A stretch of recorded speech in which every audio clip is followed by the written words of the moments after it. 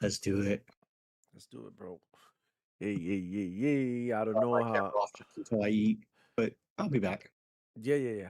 Let me see. Let me make sure that we're live and all of that here on my phone. Yep. And we are, it looks like we are live. Yeah. Let's go. Hello, everybody. Welcome. What's going on? Huh? What are you saying? Are you on the phone? Oh, okay. Hello, everybody. Welcome to the Demoflow Gaming Show. Today we have a special show. Today is the day that we had the Xbox Showcase 2026, and we're so looking forward to it, man. So we can wait to see what the hell is Absolutely. going on. I'm here with Paul Boss. He's in the building with me. So we're gonna be running things here. We are in a different format today, okay? We are from OBS because he definitely gives you the best quality uh, possible.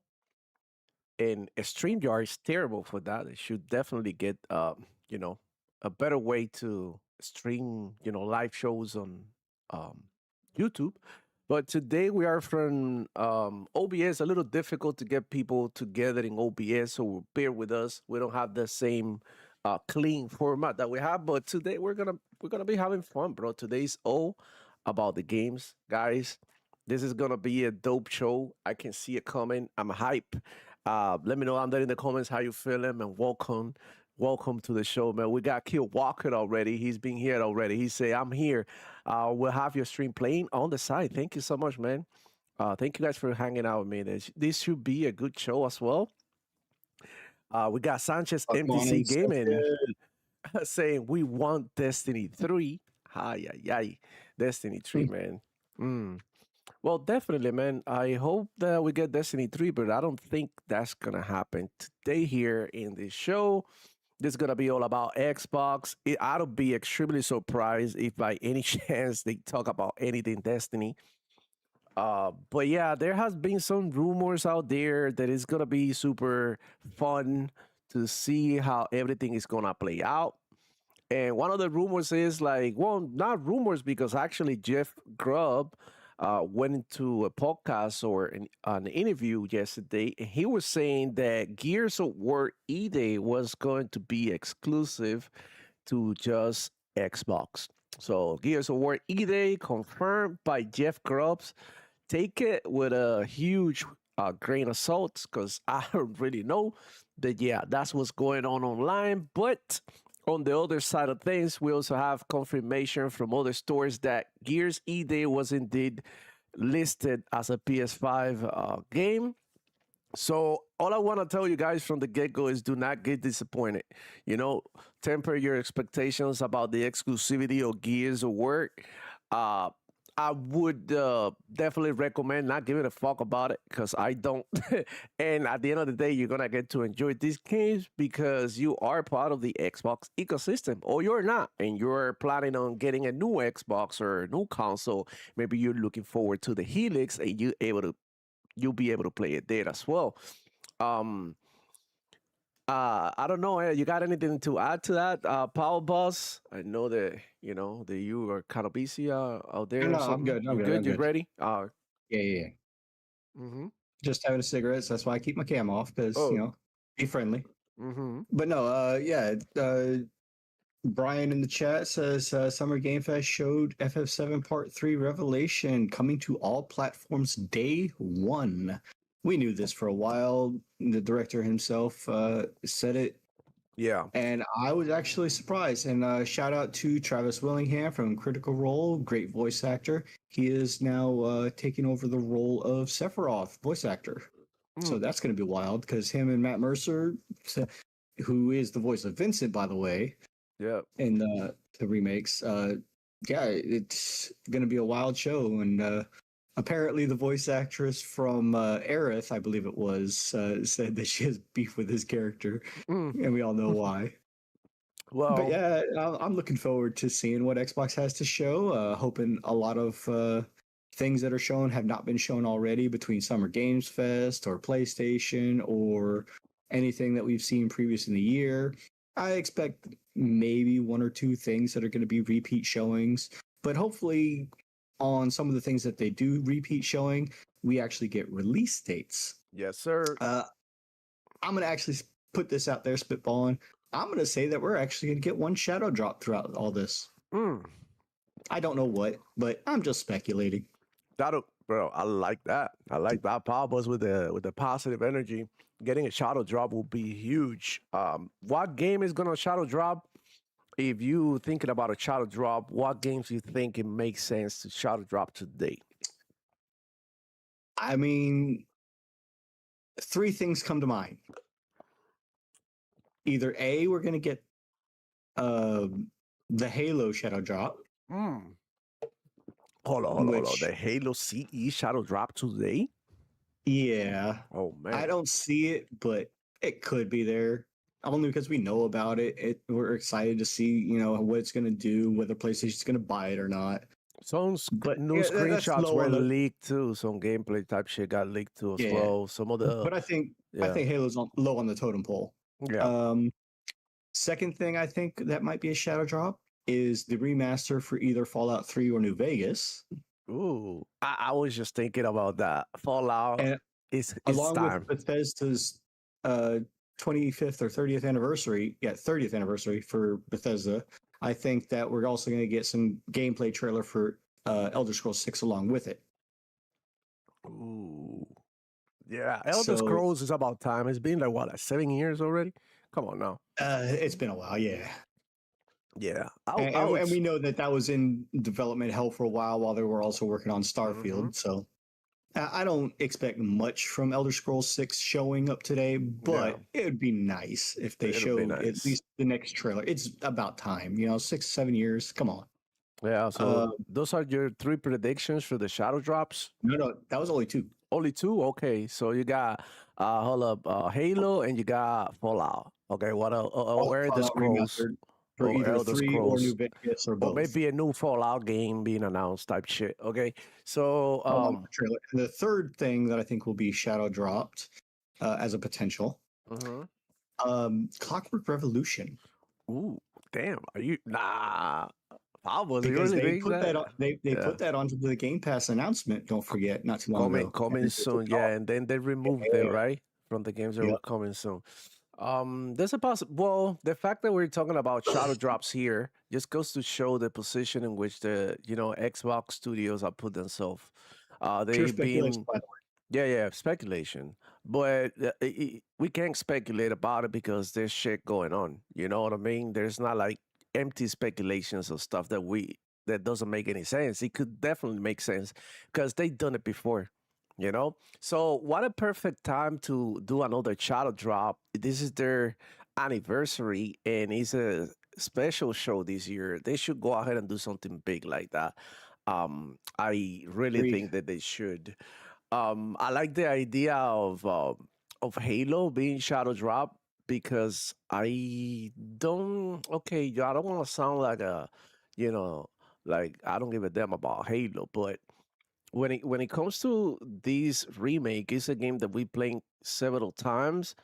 It's a game that is well known, that is a classic as well, right? So it'll be like something like special for Xbox fans to get the game right, like now during the Xbox show, and then it's available for you to get playing right now. And especially if they do it's available now, Xbox Game Pass, whatever. Yeah, you know what else I think would be an interesting shadow drop to go along with it? What did the Halo Studios just do recently? Halo Studios. They announced the end of life for Infinite, right? Yeah, that's true. So what if they're announcing Infinite 2 with the new multiplayer only? Yeah, like a new installment of a multiplayer Halo game. That would be amazing to see, man. And bring back Forge. There is one thing though that I want to mention that it was missing from the Geoff Keighley show, even though I believe that it was really good. I don't know. We haven't talked about it, but we'll have a few minutes. We can talk about it real quick here. Sure. There were missing multiplayer games in there. Like, it was like all multiplayer games like Fortnite and Among Us that showed up in there, but they missed the multiplayer. Sort of like I feel like they first off, people were pissed off at the fact that Halo, I mean, not Halo, Geoff Keighley dropped High Guard during the Video Game Awards as the last game that Yeah, they yeah. were going to show, right? And they got it wrong because they think that people don't want to see any more multiplayers closing the show or new multiplayer games being shown. And that's not it. They don't want to see multiplayer slop or games that they don't want to see, but a new multiplayer game that is fucking cool will be amazing for multiplayer lovers. At the end of the day, multiplayer games are the most played games. Like, there is no competition when it comes to multiplayer games. When we're talking about Call of Duty, Apex, like you go ahead and look, the most played game on Steam at the moment is Counter Strike. At the moment, no, always, it always I have over a mean, million players. between Halo and Gears, those are the two most prominent multiplayer Mm-hmm. games that Xbox has that could actually make a difference. Mm-hmm. Uh, we know And that CE is launching with a multiplayer. It has couch co-op and online co-op for campaign, yeah, but no no going multiplayer after is each a other. big letdown because I mean I understand why the first one didn't do it, but now we're in different times and the first one had it later, so we might as well just Yeah, yeah. yeah, yeah. It would have it should have been there, but we can't really complain that much because I mean Halo and Gears are not the only games that we can talk about it here.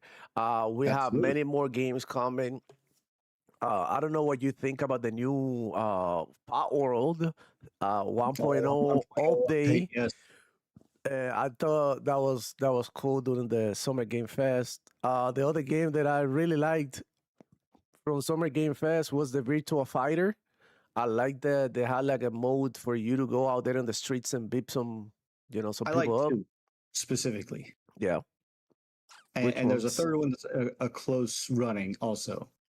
I Oh, like the Gundam, Gundam game look Rogue crazy. Orbit, Yeah, yeah, yeah. Gundam Rogue Orbit, the Star Wars Zero Company. You know, I'm all about that because I love my I knew it, XCOM. bro. I was saying it like, on my live stream when they Yep, yep. showed. I was like, Power Boss is gonna be all over this. Yeah, I was excited what they showed and for everything. sure. It's on Steam wishlist right now, and the game is not a full price game, which is absolutely phenomenal. It's only like $50, 60 for the deluxe edition. It looked pretty cool, man. Not gonna lie. And then the third game that is a close running, believe it or not, is The Last Ronin, the Teenage Mutant Ninja Turtle game, By Paramount Studios and Platinum Games. Yeah, I'm surprised which they Paramount also picked it up. announced a canceled Star Wars game too. But by the way, Mm.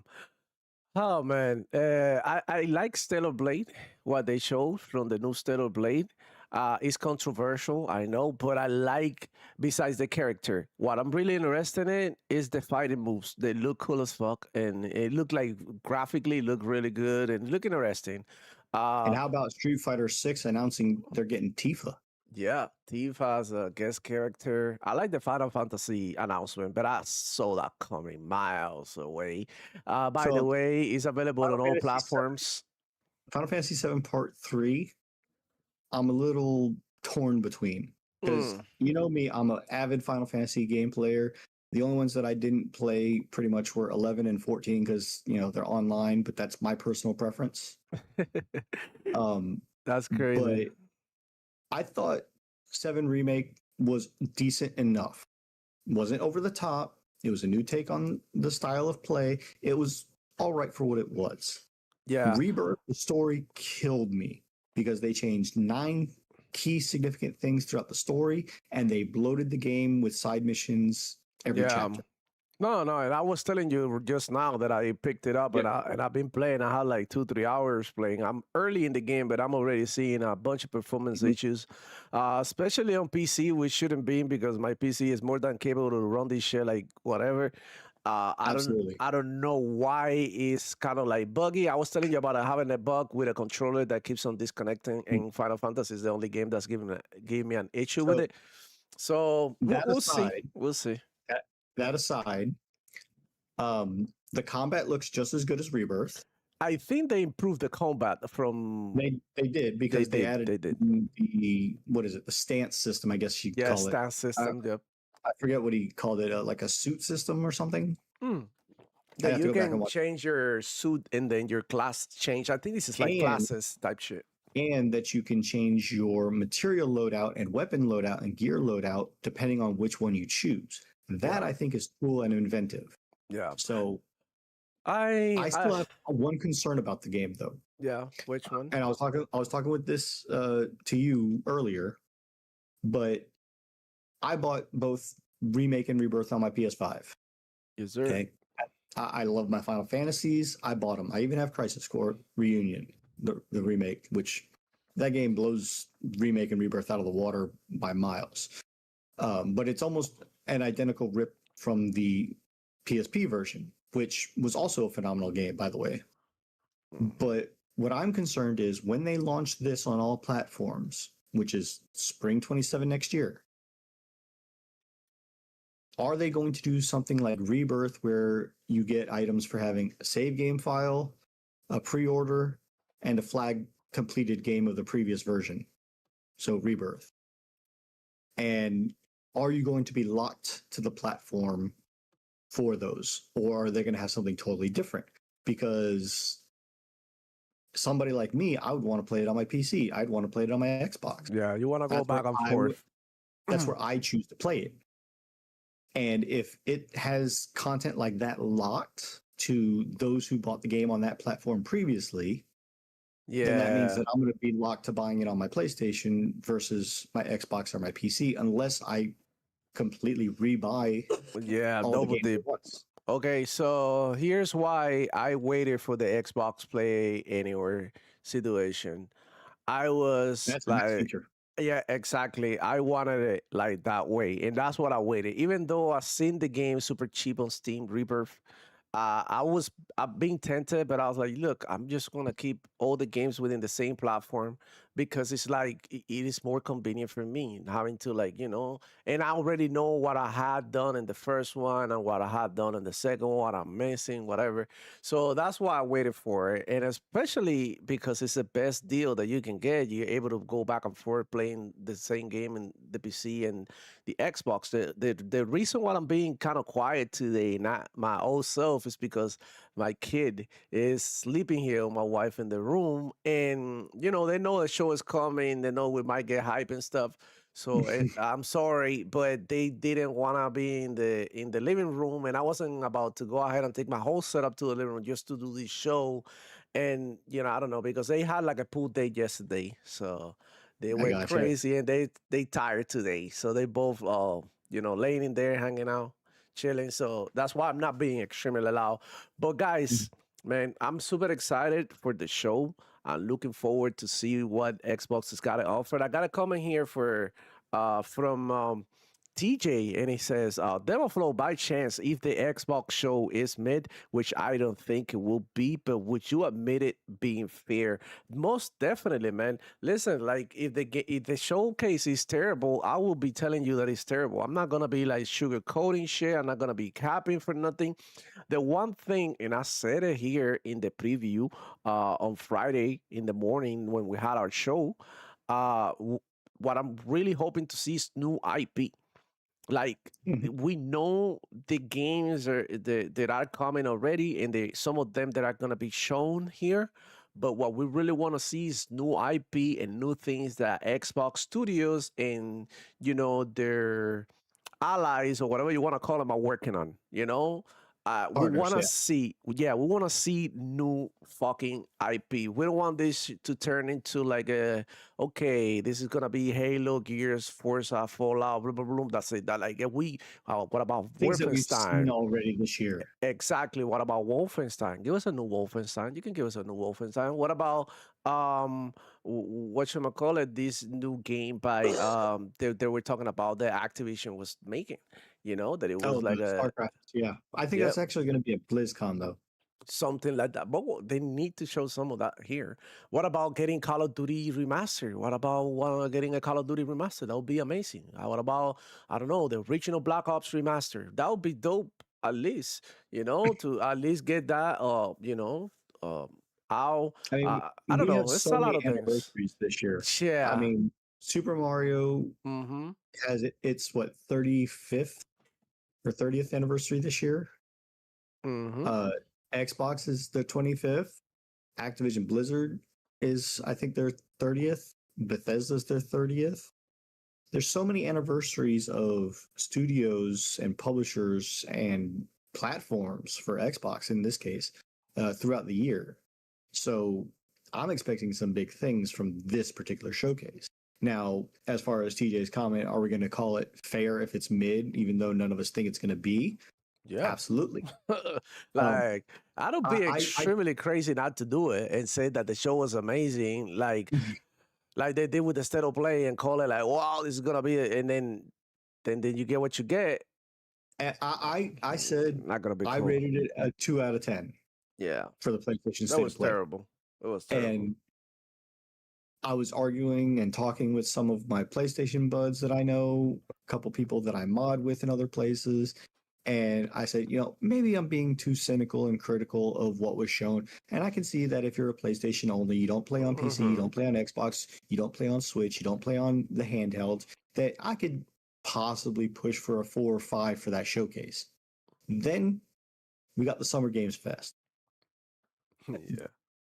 Absolutely 8 to 8.5 out of 10. Exactly. The For Jeff difference, Keighley, he blew it out of the water. It was absolutely outstanding of they a show. woke the state of play all over. Like they literally destroyed it on They Friday. they dog walked it. They Absolutely. exactly.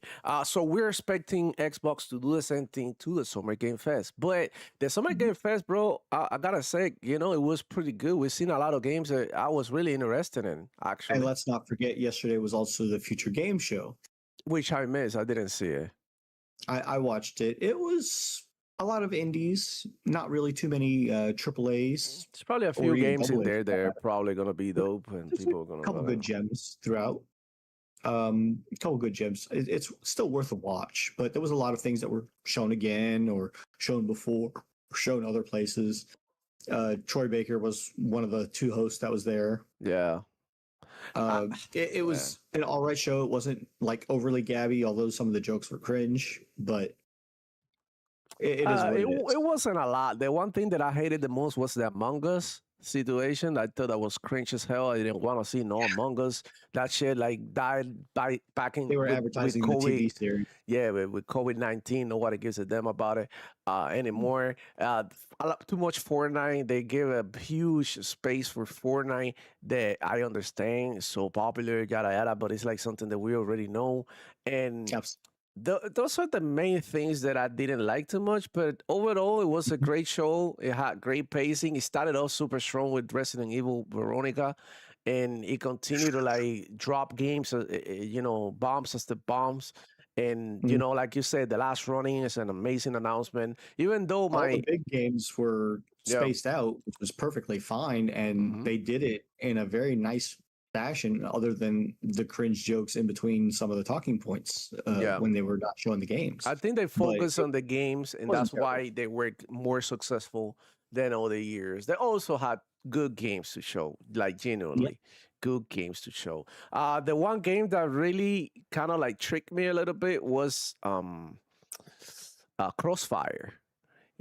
Crossfire. Yeah. I looked at it, and at the beginning, I was like, "Oh shit, this is gonna be a banger." But then I realized when the devs came out and started talking that this was gonna be mainly story, and I started looking at the 2 soldiers because it's a female and a male, and they Mhm. were sort of arguing the whole time, and it reminds me And of The I know you Last of love your Us. first person shooters.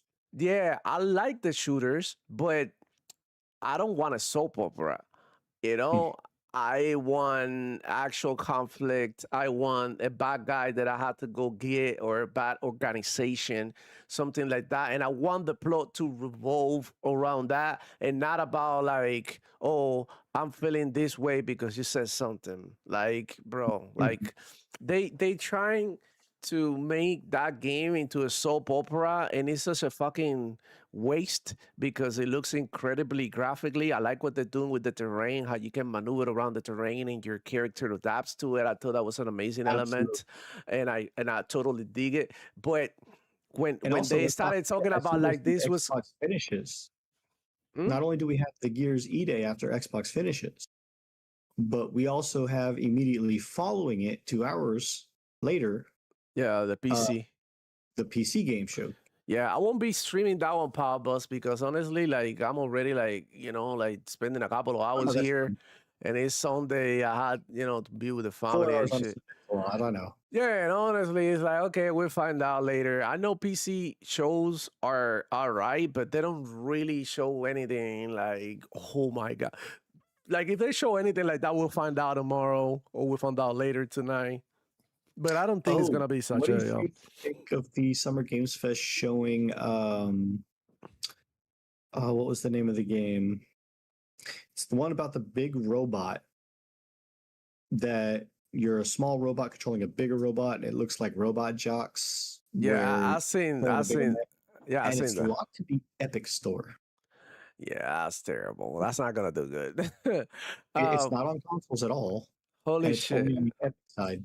So yeah, because I'm looking at my phone right now because I can have chat here because I will have two streams running. Mine to see the comments and this, and they will like create conflict in the sense that the quality of the stream would drop. And I want you to see these games the best in the best possible way. So we Absolutely. got the new the game adaptation newscast saying everyone is streaming at once. I need 10 computers. I'm streaming it too, even though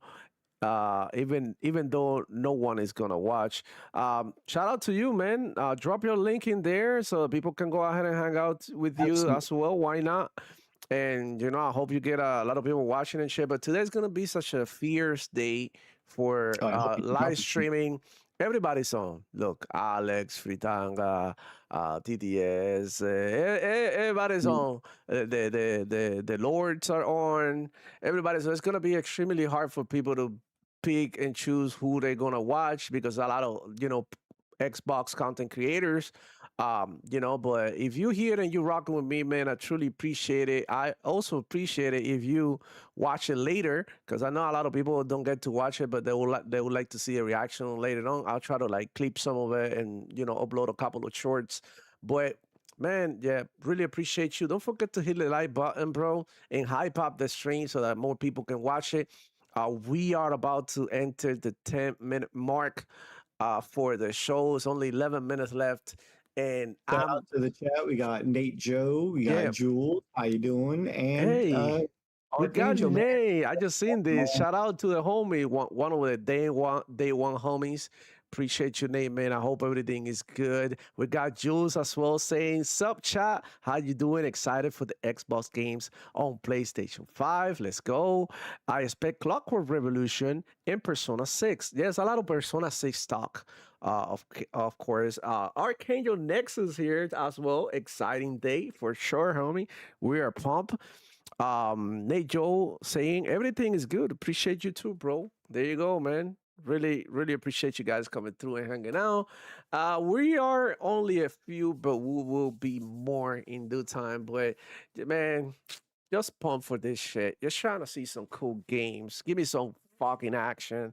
I want to see some blood, some head flying, some shots being taken. I want to see Hey, Demo, some. I want to that'd be see more violence. dismemberment than what Wolverine showed. Yeah, I want to see some violence. I want to see some entertainment, right? I want to see some entertainment, and I want. Hopefully, we don't have none of this controversial bullshit that other shows have had, and hopefully Xbox can keep it total, and we can go ahead and enjoy the show the best that we can. It's about to go down. Showtime, homie. We're almost there. The wait is oh, it's been a short year though. It's been a You know what I short want to year. see during the Gears Direct afterwards? What is it? I want them to bring back Mad World. Ooh, okay, okay. That'll be Copyright to cool. all hell, but I want them to show whatever they're going to show with E-Day and bring back the Mad World soundtrack. I think that E-Day. What I'm expecting to see from E-Day, okay, first off, I want to see some wall bouncing. I want that to continue to be part of Gears because I think that's a legendary gameplay mechanic Absolutely. and should be respected, especially for people who play online like myself. I want to see some crazy wall bouncing. Like, damn, they really cook with that shit. I want to see some nice shotgun. I want the shotgun to continue to be respected as the main weapon in Gears. Uh, I want to see new weapons too, new power weapons that you can pick up around the map. New finishing moves because those are great in Gears. The finishing moves when the player is Yep. down and you execute it. I think that's dope. I want to see some amazing maps, new maps so that you can like atmosphere, and I want the Being environment to a be. prequel, I actually want them to show some old maps too. No, for sure. We want some of that remaster. The ones that I would love for them to get remastered is what's the name of the map? I'm always playing on it. Ah, shit. It's man, it's damn. It has something to do with the flowers. I forgot the name of the map, but it's like one of my favorites. Right now, I cannot recall it by name, but definitely I want to see some of the classic maps making a comeback and the classic weapons, but some new power weapons, some new innovations, maybe some melee weapons as well. I want to see horde mode, being I love my wave also, fighters. show some love to the horde mode and the horde players, PvE players. Maybe a new PvE mode. I would like to see that a new PvE mode. Whether it be like, I don't know, like a looter shooter type mode, a roguelike, something like that. I would like to see like a new mode for the game, and I want to see King of the Hill. I want to see Team Deathmatch. I want to see the classic whatchamacallit, competitive modes as well, making a comeback in Gears of War. I want the characters to be uh rough and gritty and grimy. I want that atmosphere that is so bloody and dark from Gears, but at the same time, it's like light, right? You got the characters executing Absolutely. in you and cracking jokes. Oh, like fuck off, asshole type shit. That you know how they talk when they execute you, and I want to see that to make a comeback in Gears. And of course, I want graphically to look like a Gears game. But I want to see some improvement from Gears 5. Maybe I want the game to feel a little bit heavier, like in the previous Gears, rather than a little bit like Gears 5 felt. I mean, I loved it, but it feels like the characters were skating when they were wall Mhm. bouncing. So I kind of want to see a better definition and a better improvement when it comes to like, wall, wall bouncing. Is that my cousin playing Call of Duty now? Like instead of watching the show, I'm gonna have to go ahead and whoop his ass. That's it's Anyways, gonna man, 5 minutes to go, bro, and it's gonna be lit, man. I can't wait. Can't wait. Um, I want to see some Blade too. We haven't talked too much about Blade, but Blade should be making it's an great. appearance, Yeah. and it's about time that we get to see some gameplay, some in-game footage. Whatever. Yep. I'm excited for Blade to be shown. They're like a they just put out Wolverine, Xbox ain't got nothing that compete. Here's Blade. Here's Blade. Here's the answer to Xbox, to PlayStation Wolverines. Um, Now, don't get me wrong. I don't think Blade is anywhere near the top of the list of most iconic Marvel characters, but for a story-driven Marvel game, you uh, can't deny that Blade is literally the answer to Wolverine. Look, Jules, she's asking for more story-driven games, and I think Gears is gonna be one Yeah, of them. That I feel like the main player, the single-player campaign is gonna be dope. It's gonna have a good story. It's emergency day, and I think that's one of the best stories that they can tell. Honestly, um, Emergence Day is going to be lit, yeah, I to think you're gonna say the have you're least. gonna have good stories with Clockwork Revolution and Halo. I think these are gonna be great stories. I mean, the Halo CE is a classic one. Everybody know that it's good. Clockwork Revolution could literally surprise because of the story and the characters. They look kind of cool. I'm not gonna lie, they're funny as well. They have swagger. So looking forward to and I'm not really into like steampunk games, but I don't know. It's something about Clockwork Revolution that I know that it's gonna be. I don't know if I've seen the gunplay and shit. Like y'all seen the gunplay. It looks pretty fun to play. So looking forward to The fact that that you can throw down turrets, you can launch enemies up into the air, you get so many different variety of weapons that you can even use. for I mean, sure. that's not that's not even including other things that you can do that we don't know about, like the time rewind stuff. Stopping time and all of that. Yep. Definitely, man. 3 minutes to go. But before we start, Powerballs, hold the line a little bit for me because I'm about to go to the bathroom real quick. I'm Hey, gonna I got it. I got it. I'm Nope. gonna release so that I don't have to get up, and I suggest you do the same because it's gonna be a long show. It's gonna be about 2 hours, and then we're gonna be here discussing and Mm. reviewing the show and giving you our take. And I'm super excited, man. God damn it, 1 year in the making, and here we are, more games, more Go, more go, more go. Hurry up. content. But I'll be right back, guys. Give me a sec. So, just for reference, I'm going to keep my camera on. You're going to see my lovely face, but I'm going to be muted while I listen and make sure that, I get my full immersive experience. If Demo wants to talk, he can talk. That's fine. I don't care. I'm going to personally be respectful to what's being shown. And after the show is over, after the Xbox, after the Gears, then I'll give my thoughts about what I think.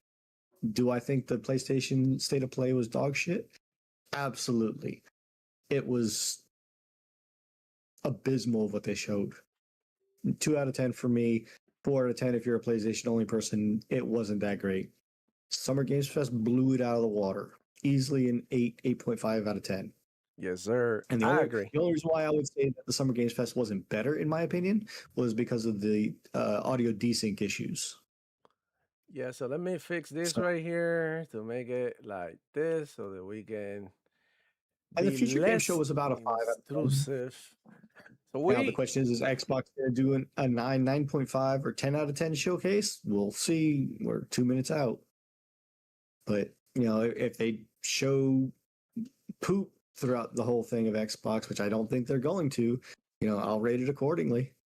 But yeah, here we go. Let me see.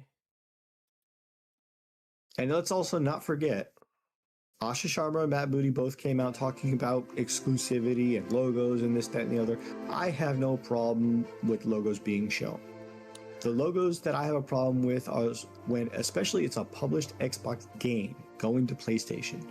PlayStation putting up the trailer like Fable, perfect example, that they remove the logo of every single other platform other than PS5. They even went so far in the bottom right to remove the logo of Xbox Game Studios, and they left Playground Games, which is, in my opinion, disingenuous on PlayStation's part. Yeah, I feel like when the companies lied about where the games are going, whether it be like because you want to make it seem like the games are only in one space or not, that makes it lying as well. Not saying something is also lying. It's a way of lying. So I appreciate transparency, but like Pablo said, we're gonna be quiet for now, and we'll definitely, Pablo, if you need to scream or something, react by any means. I just don't want to talk all over the show. If there's a pause or something, we'll do a comment, but let's get it. It's about to go down, guys. Right, Xbox 2026, let's get it popping.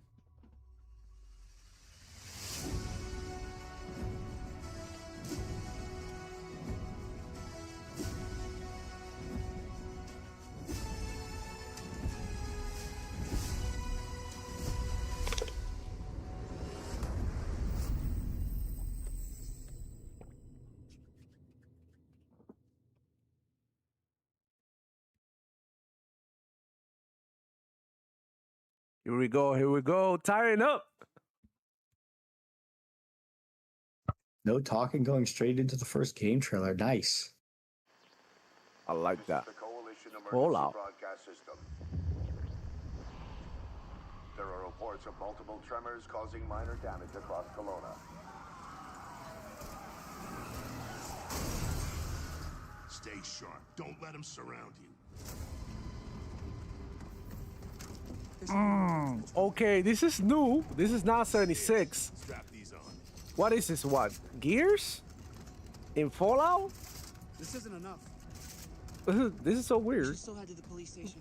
It almost seems like it might be a tactics-based version of Fallout. Yeah, but it's Gears. Let's go. Shoot, move, watch for civilians.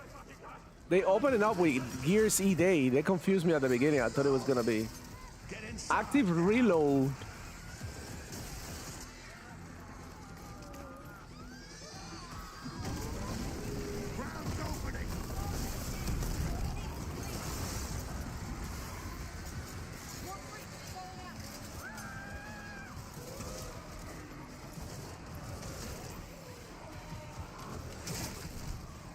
Okay.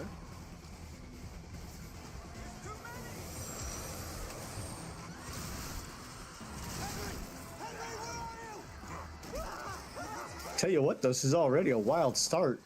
Yeah, it is crazy.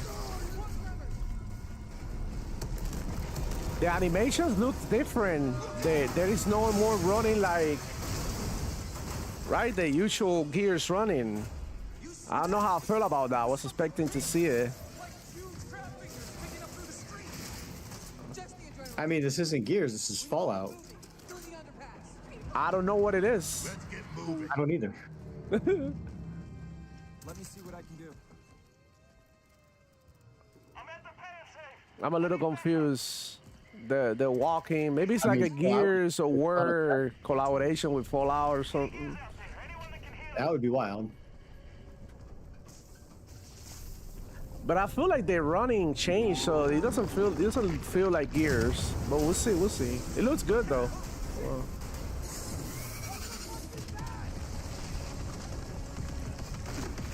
There you go.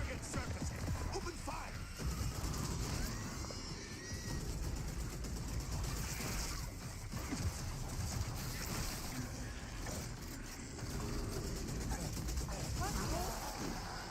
These are goddamn breach points. Sliding. Okay. Bolting. Reloading. Cover me. Active reload looks a little strange.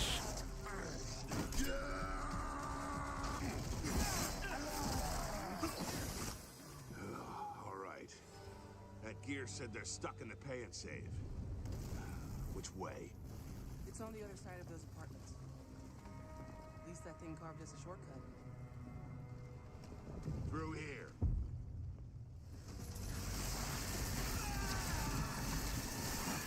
Too slow.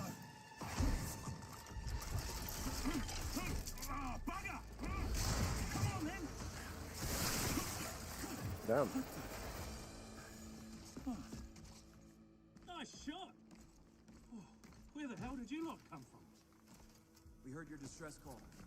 Well, you saved my ass. But we need to make ourselves scarce. These fuckers keep pouring in every few minutes. More trappers, watch it! Right on schedule. You guys scarce? Okay. Yeah. Who are you? Right, then knock off the matter. Where's your squad? Hasty pulled out on squadron a couple of hours ago. We were into protecting some survivors nearby. I was about to get back when I got cornered in the hip.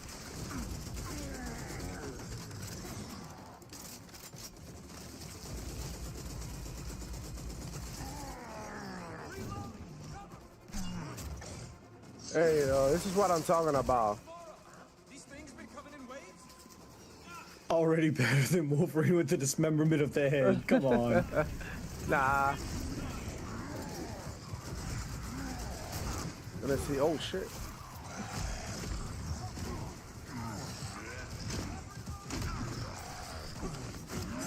I mean, the character models look insane. Just looking at appreciate.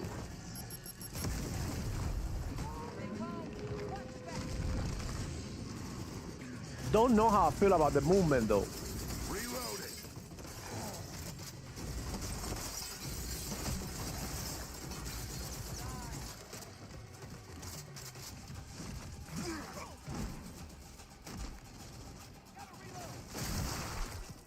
But at least it's a lot of gameplay though. Contact front. No cutscene, no nothing. This is just straight up gameplay.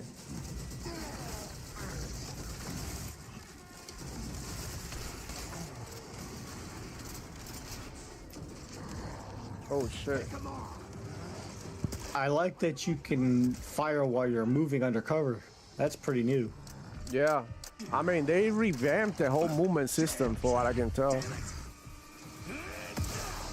But I don't know how I feel about it. We'll get into it later.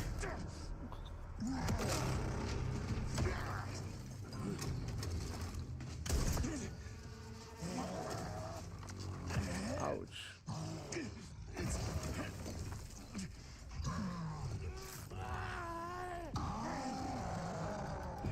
Ew.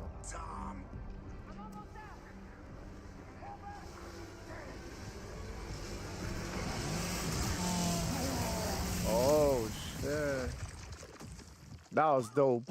Our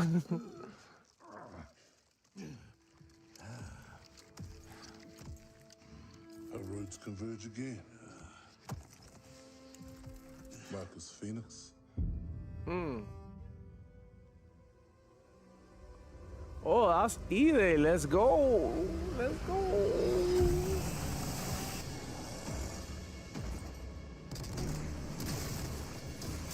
Ah, there you go. That's what I'm talking about. Hold up. That was E-Day, and they were teasing. What the? Okay, I'm confused now. Because what is the deep dive extra direct at the end going to show now? October 6th, we have a date. October Fire. October 6th. For the namesayers. Welcome to the Xbox Game Showcase. For the past 25 years, Xbox has delivered some of the greatest games of all time. Games that changed what was possible, games that brought players together, and games that defined generations. Xbox was built on the spirit of creativity and heart. And as we kick off the show with Gears of War E-Day, it's only fitting that as we return to Xbox, we return to Gears. So today, we're announcing that Gears of War E-Day will be an Xbox console exclusive. Holy shit. The core of Xbox is great games, and that's what today is all about. We're going to show you more than 25 titles from creators around the world, followed by our Gears Direct. Enjoy the show. Holy crap. I mean, no Steam Day one? No, she say console exclusive. After this, I'm going to look up on Steam if there's a page for it. Yeah, on Steam it's probably gonna be. She say console exclusive. Not Steam. That would be interesting. What is this? Well, I was being crushed to death with seawater and mud and manure whilst holding onto my sister's hand. Jewel says there is a Steam page, so yeah. Fingers gripped so tightly in mine that her nails drew blood. Until I Bro, lost her grip. I wasn't expecting her to come out like that and say straight up But that. she stayed away. Insane. Oh, Fable? Does stick in the memory a bit, yeah. Let me see.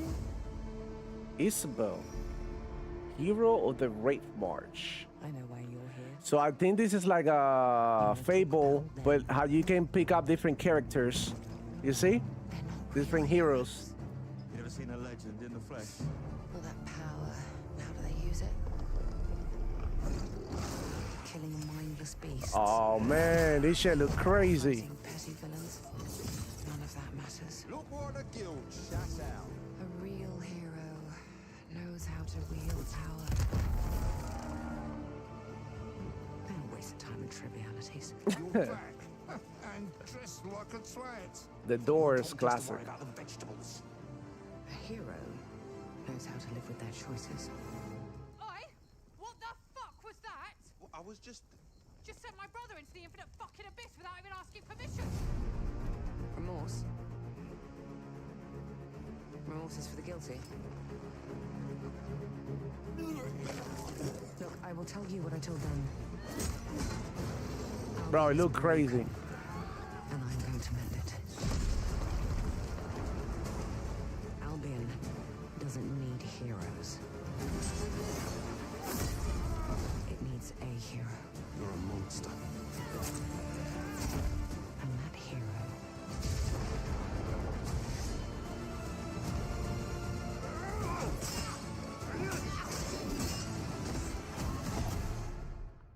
is me. Holy shit.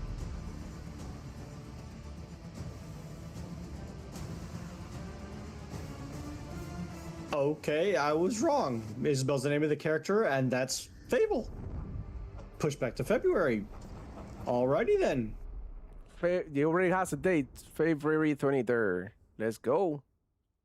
Ah, it's on PS5. Look, they added the logo. You see it? They added the logo, but they pulled back on. Well, that one was always going to be PS5 day one. Yeah. Another Xbox Game Studios. Let's go. Oh, Halo. You've heard the story. Yeah. Halo, the chief, Let's go. stuff of legends.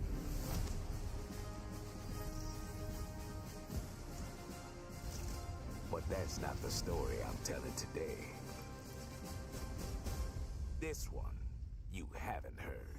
Okay, so this is like the story that they said that there is a new one Drop in. added to the. Goods. Yeah, 3 extra Johnson chapters, I think, is what it said. Well, guess what? Yeah.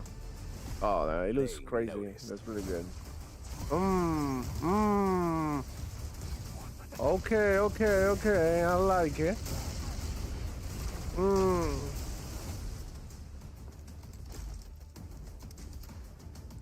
Master Chief looks incredible. Now you ready to get to it?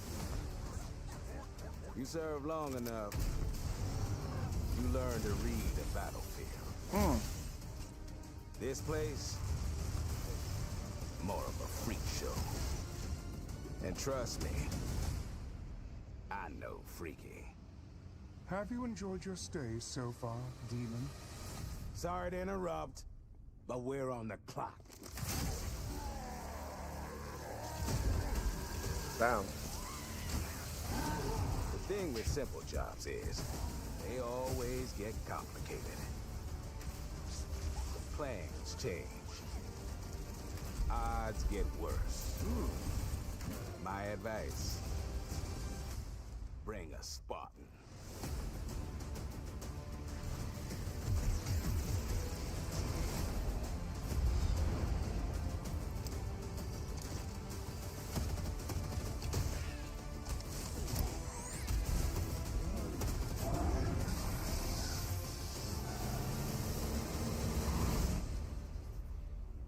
Damn. Okay. If you ever get tired of being the strong, almost silent type, no. July 28. Woo! And it's on PS5 as well. Look.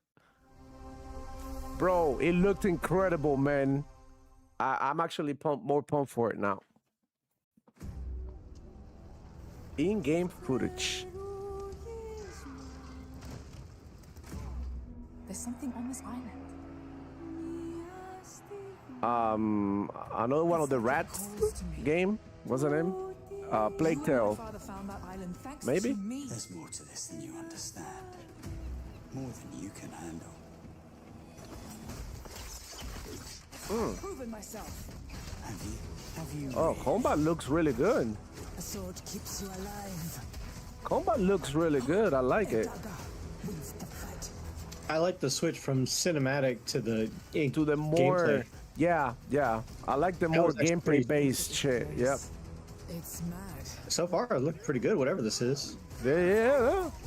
Looks very gory as well. Different characters. Where are the others? This was dead, Lenny. They're all dead. Move. But you couldn't have said, "Hey, Lenny, you know those ancient death curse rumors? Well, maybe they're true. Sit in." Okay.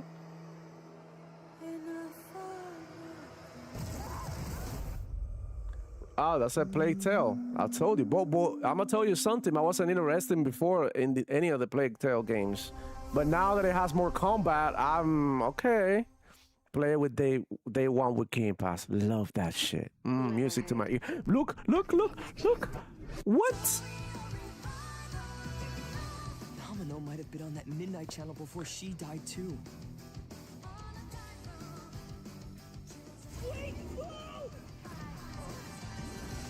Now where are we? Feels like we're someplace totally different. Watch out!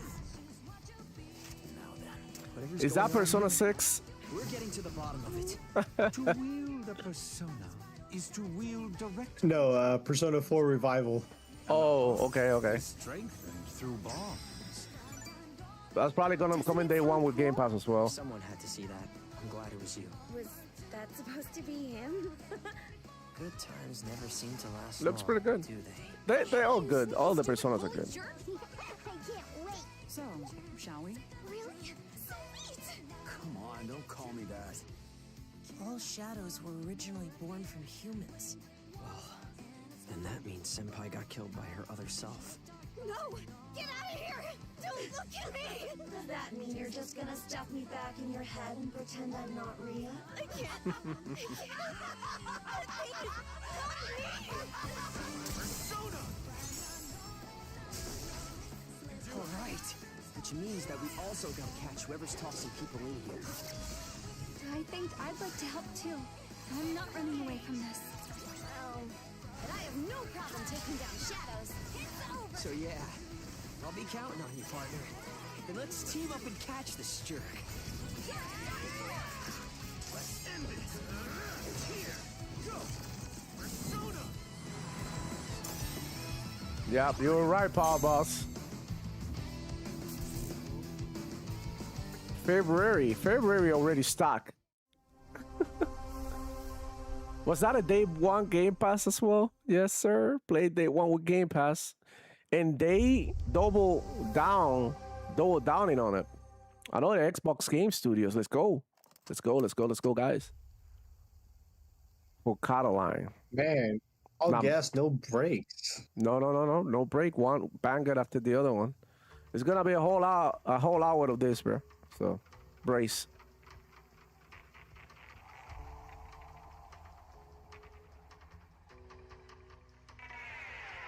Oh, State of Decay. It has to be. State of Decay.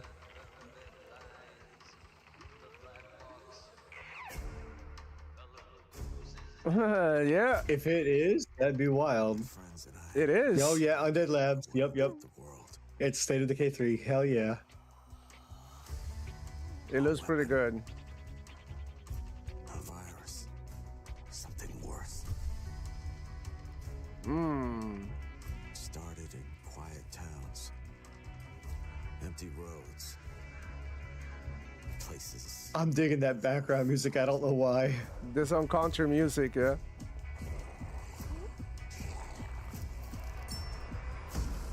Ooh. That's a tripwire.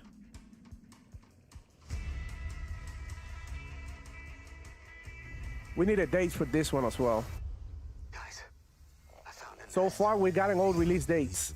Ooh, it looks great, bro. Let's go. I think this one is going to be probably one of them that's not going to have a release date, only because they've only probably just started working on it. Because the world has become more dangerous than ever.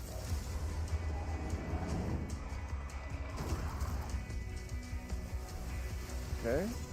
The dead aren't just wandering anymore. They hunt.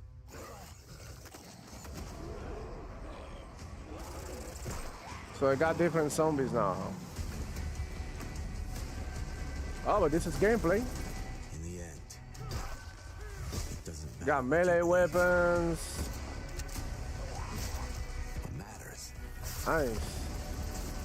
is that when the dead come through the dark, so do we.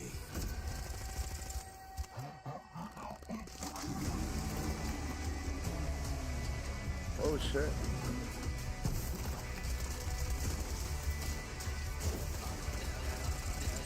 Nice. It's gonna be fire.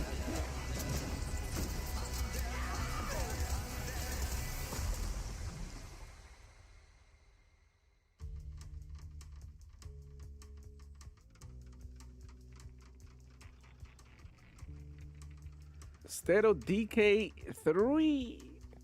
Fire. 2027 next year. That's good. At least we know we have a time frame. Next year.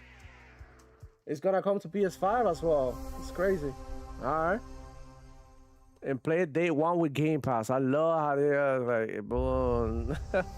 So far, everything is day one with Game Pass. Everything so far shown here. Sea of Thieves, there have been plenty of grand adventures. Sea of Thieves stuff. We know this was they were gonna show this. Sea of Thieves experience. With our new free update, Custom Seas, you can. Let me explain. You can create new ways to play. Oh. Like Rowboat Royale, where small but bloodthirsty crews duke it out in a furious battle to the death. Just remember to watch out for explosive barrels. Oh, I'm sure they're fine.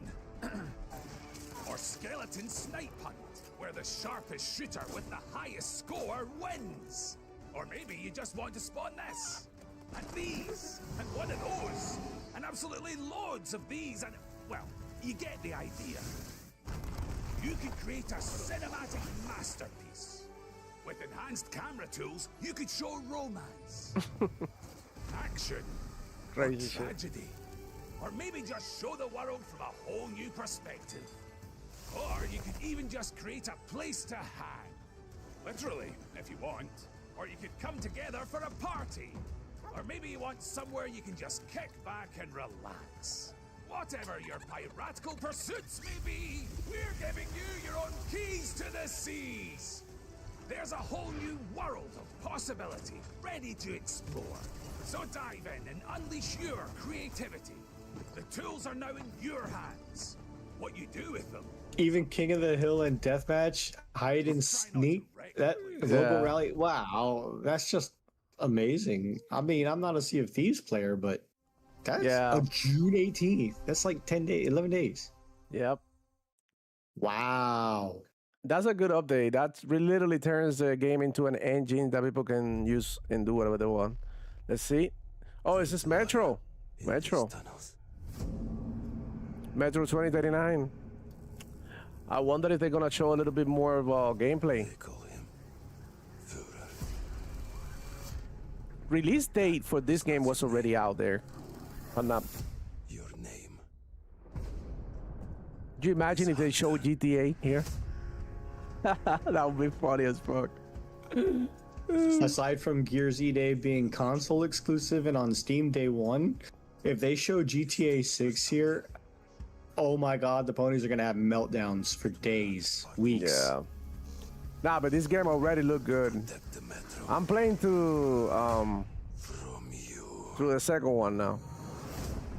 You promised a brighter future for our people.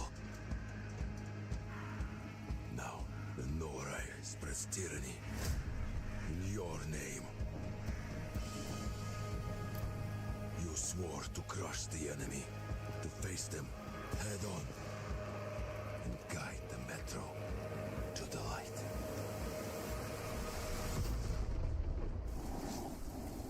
Nah, this shit look clean, man. This game looks clean. But darkness consumes you. Spreads. Executions and stuff. Like a plague. Eats you from within. They cooking with this game. And every move drowns you deeper. Night vision. In lies.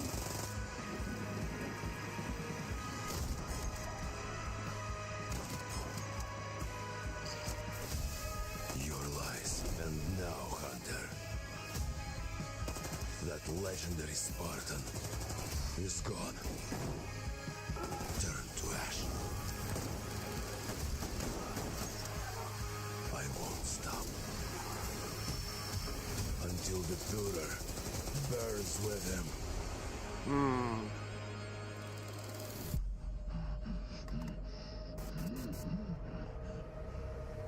Nah, this shit look crazy. Yeah, February 2027. Do we get a Game Pass? No, we didn't get no Game Pass. No, I want to cry. World premiere. Okay. Oh, okay, of course. I want to have one of these.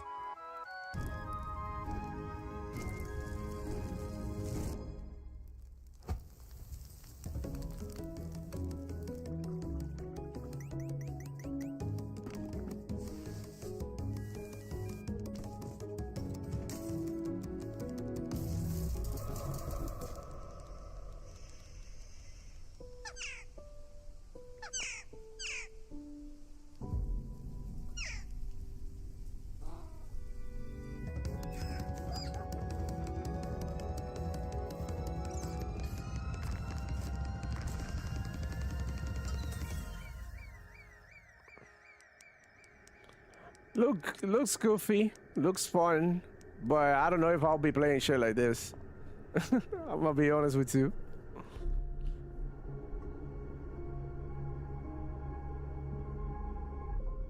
Bat Magpie 2027.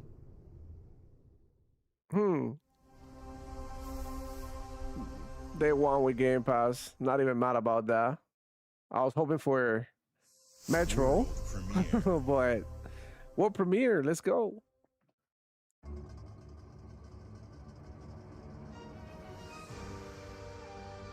It reminds me of the Goose Game, says Jules. Yeah, I think so. Countless wars have been waged throughout history in pursuit of the elixir of immortality. A champion rises, destined to quell chaos. Okay, this is one that we already saw, I think. Koei Tecmo. Onimusha, I think. No, this is not Onimusha. This is something totally different. What is this? I don't know. Sword Master or something? I don't know. It looks like this game is Chinese and not Japanese. Phoenix. Not sure.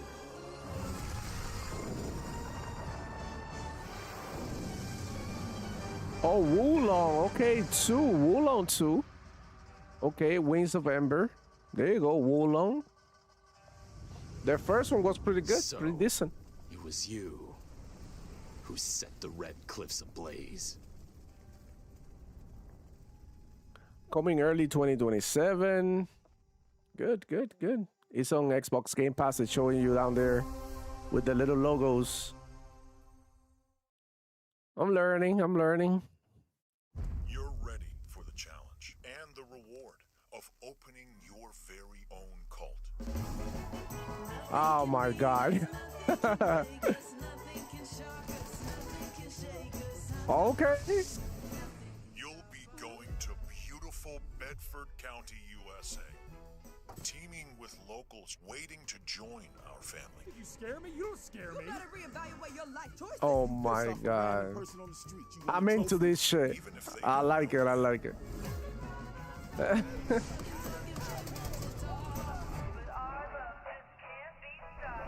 All player co-op, like it. Build a cult, and I will shield you from the apocalypse. Join us.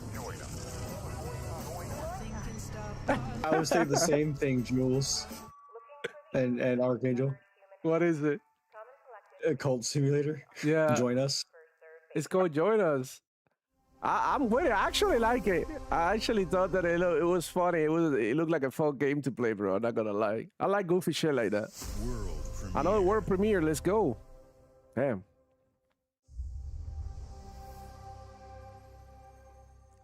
Do we really need instructions how to build a code in 2026? Come on, okay, you already know.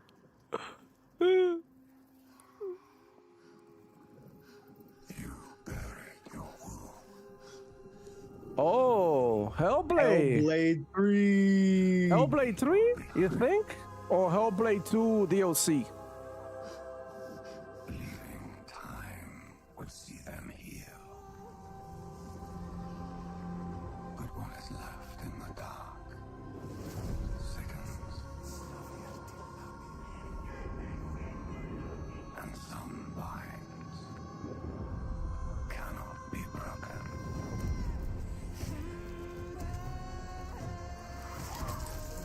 Okay.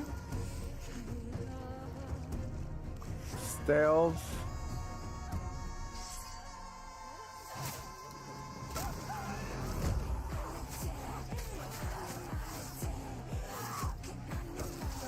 Now I'm seeing that she's fighting multiple people at once. Combat is outstanding looking. Yeah. Wow. Oh shit. Different weapons too. She got. Okay. She throws stuff now. Dash. She's got a scythe, sword. She can pick up other weapons. That's amazing. No, Hellblade 3, if anything, is starting to look like a game and less like a walking simulator now, if they go this route, which is what we've been asking for. More about fighting, less about walking. Interesting. I'm into it. If she fights like that. Oh, it's a boss.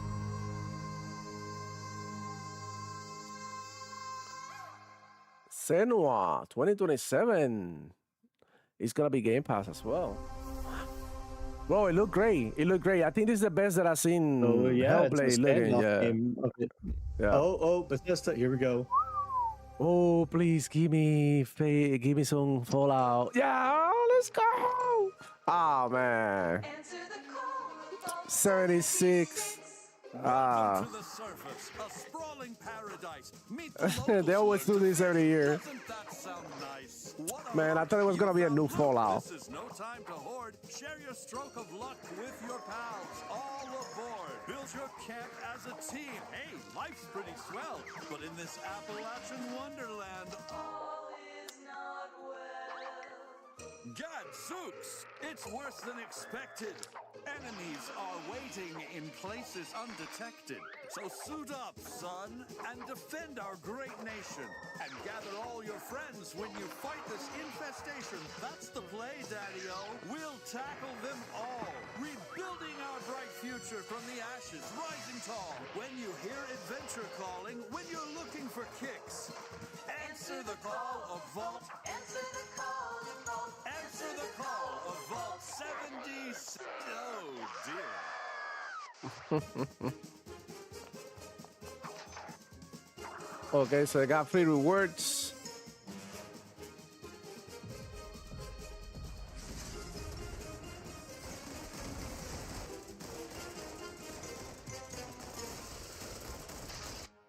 Infestations. Alright. Not mad about this, but could have definitely saved some time with it. Let me see. More Bethesda. This is the Bethesda section now. Okay, so this is good. This is good. Let's see. Doom? But I think this is DLC for...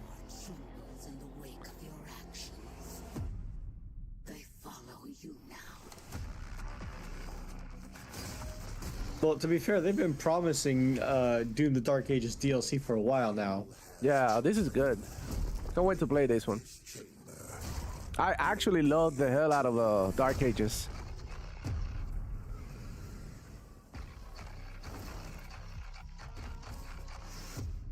This place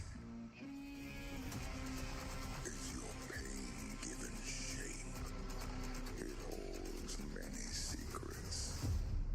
Only a cleansed soul may leave. I am not your enemy. I am your way out. Oh, now he has a lance. Ooh, and he can throw it. Boom. I'm on fire. Okay. I guess it was for all those people complaining about the shield mechanics. Yeah, now I have a lance that does the same shit as a shield. I'm with it. I like it. If it's a new DLC, I want to play it. Ooh, I like the finishing moves. Have you not found peace? The demons, they have retreated. Now he finds the shield again. Is with him. Ooh. So hold on. Now he has like a scorpion, like a spear like scorpion, and you can like, oh, I like this shit. This is the type of shit I like, Power Balls. You see what I'm talking about? Let's see what I'm talking about. And apparently he has some sort of a shoulder cannon like Predator. Yeah. Okay, what is it like? Classic type? What is that? Revelations. All right.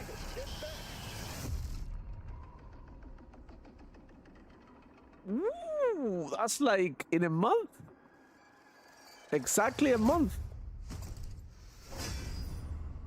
Bro, let's go. DLC, let's get it. I'm definitely picking it up. Definitely. Looks good. Man.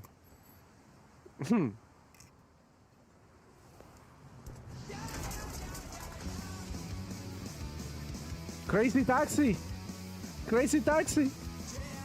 Let's go.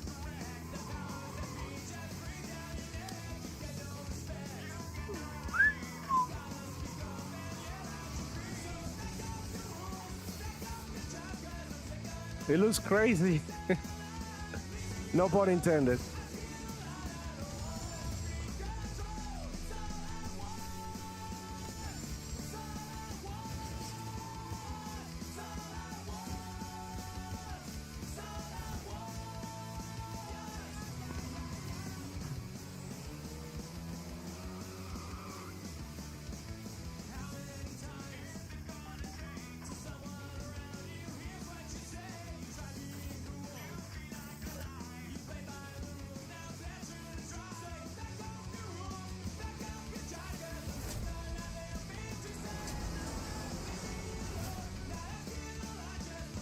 It's gonna be Xbox Play Anywhere too, which is really good.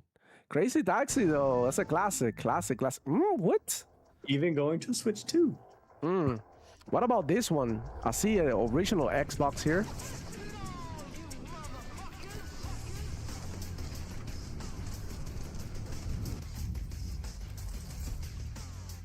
Oh, the Xbox 25th anniversary console?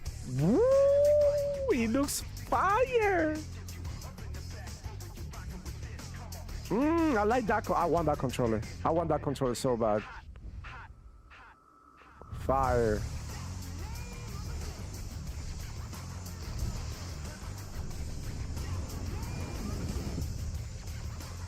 For the people who say that Xbox doesn't care about the console, this is for you. Is it going to have the expanded hard drive, 2 terabyte model or more, or what? 25 years in November. the making. Hell yeah. In November. That's dope. Another Xbox games. That right there made the show really good. In the frozen north, we know Age of Empires. We know the thunderous crash of the waves against our ships. Ooh. Well, Bobos, this one is for you. Hey, I love me some Age of Empires games. No, me too. It's just I can't just play it for too long because he cooks me. But they're actually really good.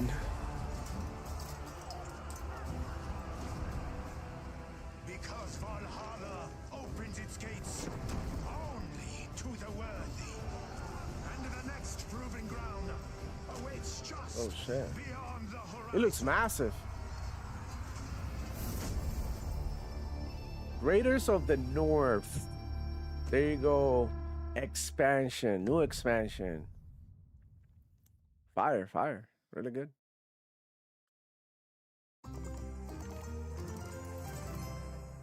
Minecraft.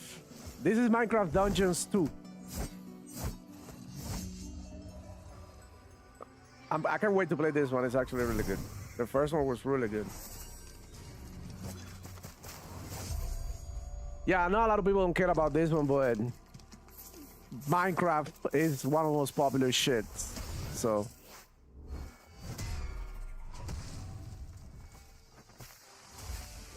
Hey, you get different characters?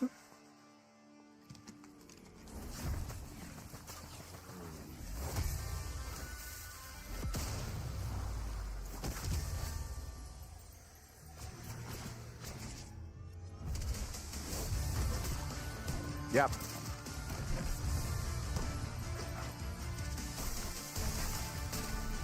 There we go.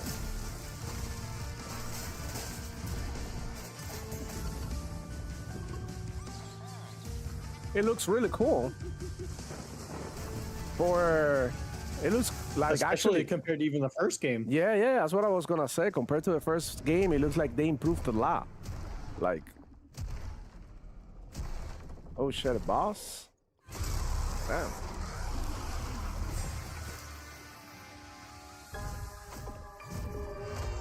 September 29. Okay, we'll be playing this one soon. Amazing. It's coming out everywhere, dude. You saw it.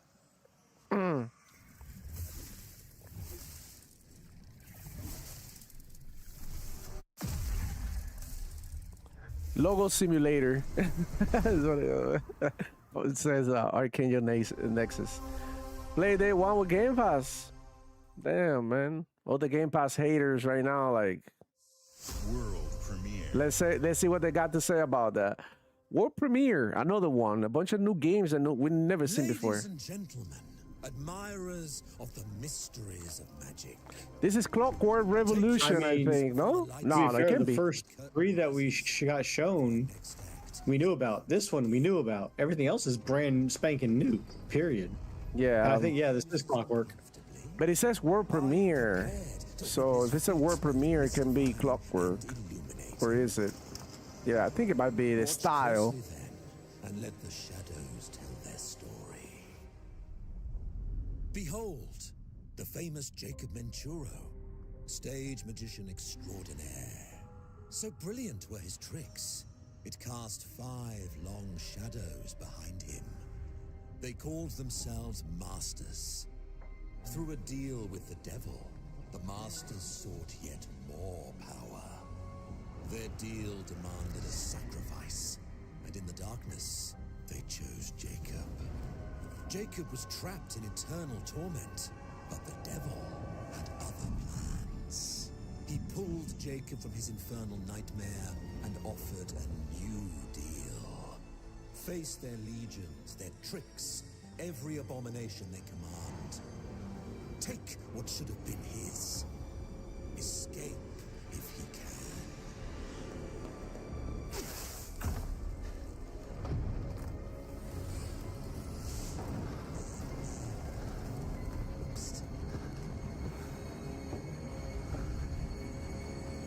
Holy shit, man. That's your cue. Run. Okay. It's like a magic game, but it looks cool. I like the art style.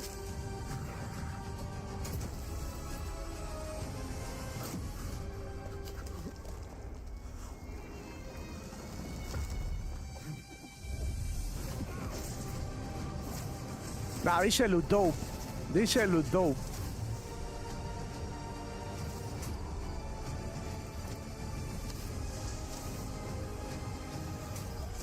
Oh man. Magicians, the devil's deal. A deal's a deal, Jacob. I'll see you soon. Man, this is actually really fucking dope. Not bad. And it's play day one with Game Pass yet again. Facts. Bro, I love that game, how it looked, man. Like the animations and stuff with the matches with the hands and the spells and stuff. Should look good, man.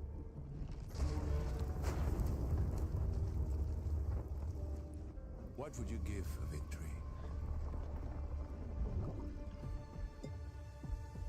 Your life? The lives of your sons?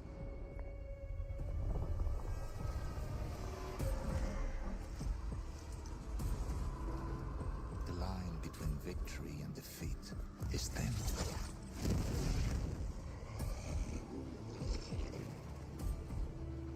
What if you had within you power, terrible and divine, to destroy your enemies, break their will? Would you have the strength, the resolve to wield it?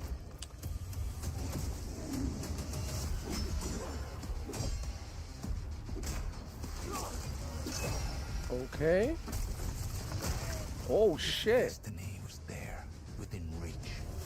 Could you sacrifice everything?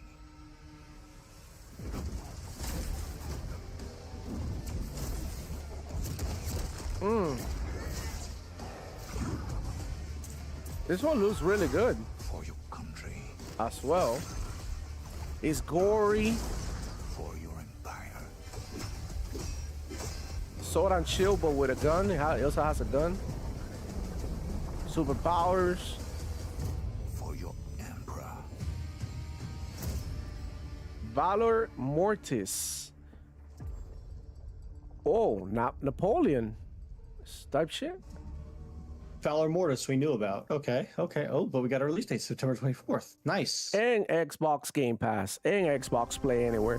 Bro, cooking already. The show is already fire already. Already fire. Another Bethesda game. Oh my God, please give us something. Wow. Elder Scrolls Online, probably. Don't take this Yeah, the wrong way. definitely. 100%. You've got talent. Yeah, I can see this because they just announced that it's coming to Game Pass. Game Pass, yeah. Yeah. Are you ready to It's talk definitely about really planning good. a real It's just partner? huge. Yeah. The Welcome Thieves Believe Guild it or is not, back. I actually got into the alpha for this game. We should play sometime. It's just like a lot of content to cover. A lot of content. Yeah. A lot of content to cover. This is huge. I mean, there was a lot that was going for this game when it launched. It had its problems when it actually did launch. And then they've constantly kept up with this over the years, so now it's I can way see why better. this is taking Bethesda long times to do things. Yeah, that's like this They're is always their supporting this kind of content. this And is- Fallout 76. this is their Fortnite. This is their Fortnite. Treasure all around the world. So just like Fallout 76, you said it. and Yeah. are willing to fight for it. No, but the game has totally improved, like a lot Whether it's from when it first fortune, launched. adventure, or danger, the Thieves Guild has everything you need, as long as you're willing to take it.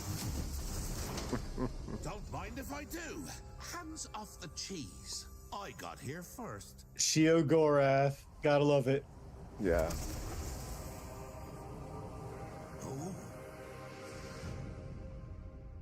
Yep. Now available with PC Game Now Pass available. as well. Okay. Play Day 1 with Game Pass. So it's on Game Pass now. Good. See? Another Xbox games too. Let's see first party's cooking, bro. They got games coming. There you go. Okay, I like this.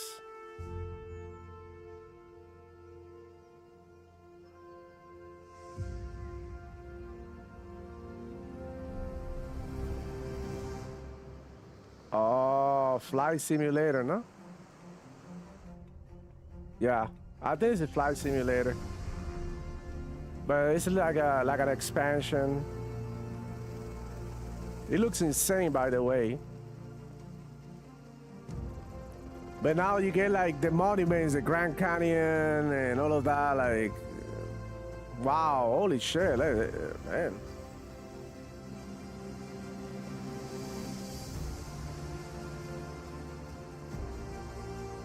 That's just crazy. It looks beautiful. How insane is this, Power Boss? A super underrated game, and I'll talk about it later when we do the, the after, whatever. But I'll let you know about something that had just happened to me with this game. Fire. World update, national parks. Oh, now they have races?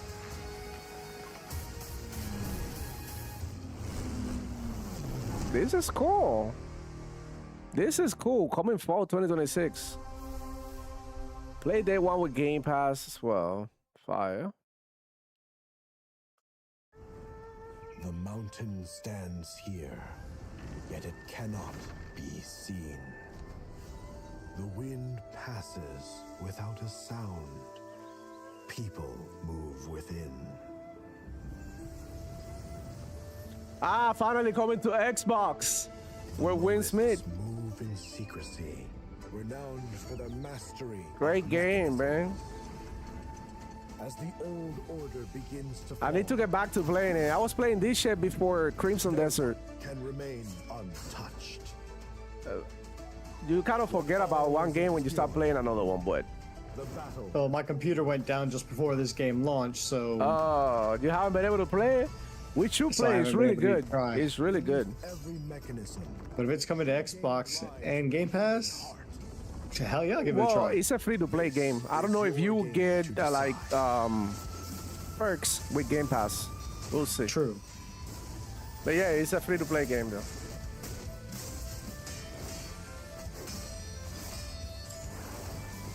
Yeah, this is one that I was interested in trying out also.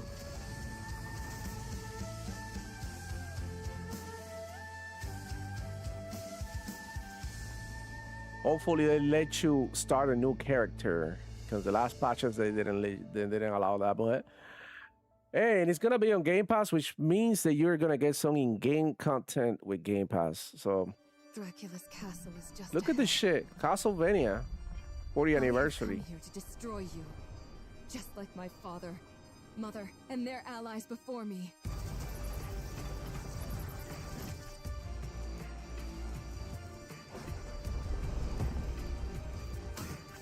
No one believed me when I said the newest Belmont would be a girl. Just like the classic games. It's pretty fucking dope. God has given you another chance, Rose. You must use it wisely to better control your curse. See, this is one of the games, even though I know it's the 40th anniversary, that I think they're showing off too much. Yeah. But I it's mean, cool. it's not a bad showing of the game. No, it looks good. It's classic, you know, Castlevania, Yeah. just like improved with better graphics and shit.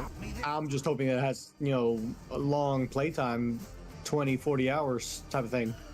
Really? Nah, they're probably gonna have like 15 hours tops. I mean, we won't know until it comes out, of course, but Show you what hell is. in a game like this, the longer the better. I am Rose Belmont, and I will hunt the night. It's coming 2026 as well. October. A lot of interesting games though. It's gonna have Xbox Okay, the Play 15th. Anywhere. Amen. Pretty much everything is Xbox Play Anywhere, so that's good. Everything that's been shown in this so far is Xbox Play Anywhere. Serenity Forge. No Game Pass though, but that's fine. Some years Yeah. That game's probably worth it. color to them. Sunflower Meadow Studio? Okay. A haze that seems to fill the whole world. This is like an anime, like a spirit. It reminds me of the Spirit Me. Remember that? Yeah. Yeah, it reminds me a little bit of it. It's cozy. You discover wonderful Yep. places. It has If a you nice like art animes style. like Lupin Yeah, the Third, Always need. this fits right in line with that. yeah. Yeah, this is like a Nintendo-esque type game. And golden Yeah. nuts which linger on the warm breeze. I can see people having an enjoyment of this. Yeah, not my cup of tea though. But it looks like a cozy anime game. Why not? Let's have some of that too. As you live your days as dreams.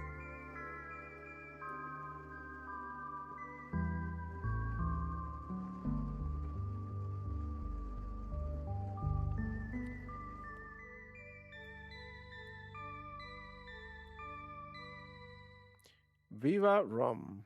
Okay. It's a day one with Game Pass as well, so that's pretty good. Yeah. World premiere. Look, mira. So you said 10 out of 10, fucking Vivarium. beautiful. Gonna wishlist this on Steam. There you go. We got more Aylas. Arium is what it was. I think this is gonna be could it be Persona 6? 2 Persona games within the same show, that's insane.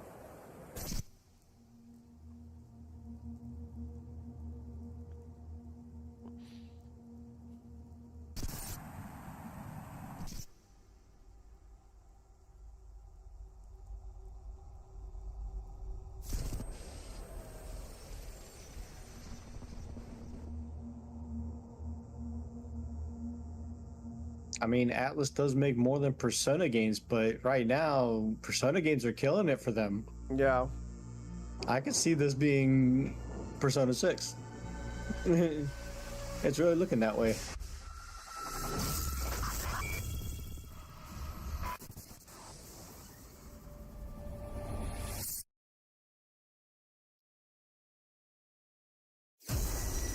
Yep. Yes, sir.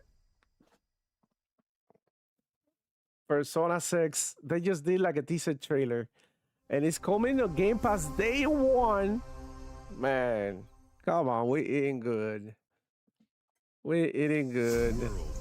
Another world premiere, bro. Let's go. Bro, time is passing by so fast. Ooh, Activision. Is that a prototype game? In a realm. Oh, is this probably the... Let's see. Activision with a banger to close the show.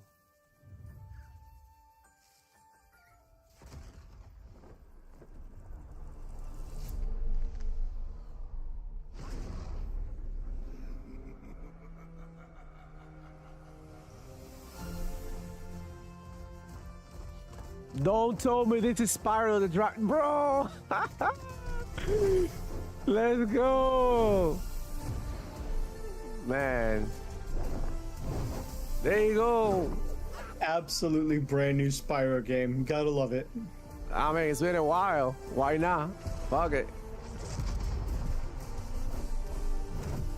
This is really cool. This is really cool. Spyro, A Realm Beyond. It looks beautiful.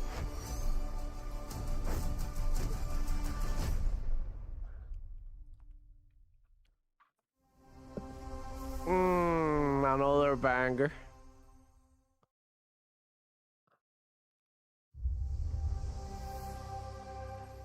I think this is gonna be the last game that they're gonna show.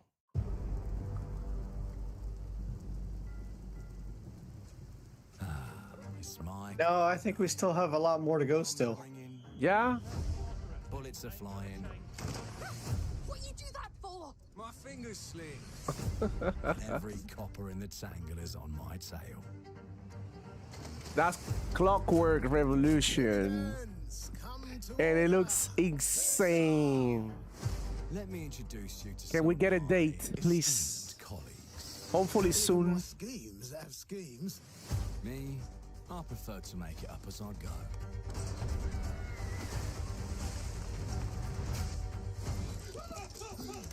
Morgan! Oh, you'll have better odds getting through without me. Everyone knows you're easy pickings for someone with any sand. Then give my regards to the Sandman.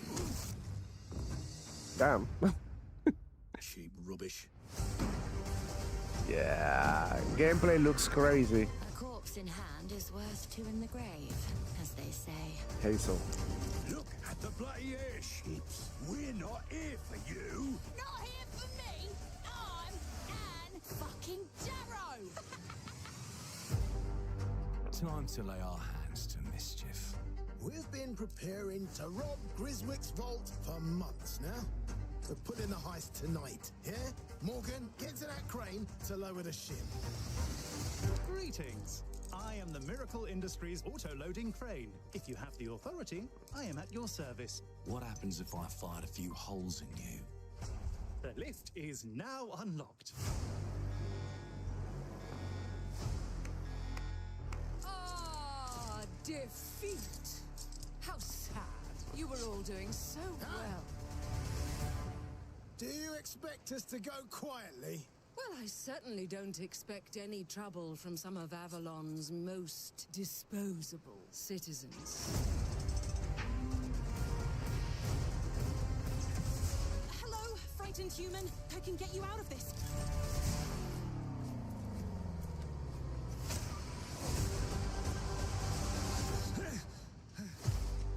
You've just jumped about 25 years back in time. This place, on this day, is ripe for changing the course of history. This life ain't one for granting easy choices. But I just found a way to control the past. Change who's in control. Make things unfair. Did I call it or did I call it? Brought you a little toy with a big mouth. What a proper little villain. A better villain than you'll ever be, you decrepit old soak. The pimp, the plod, the priest. Who do we like the least? Oh, it's different how they do ya. The ways they stick it to ya. This game looks like it's gonna be a blast, bro. Oh, downstairs, well, they're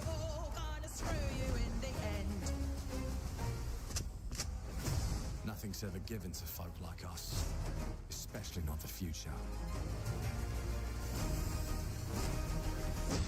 But this time, we've a chance to steal it. Nate Joe saying Xbox always brings the fire. Yes, sir.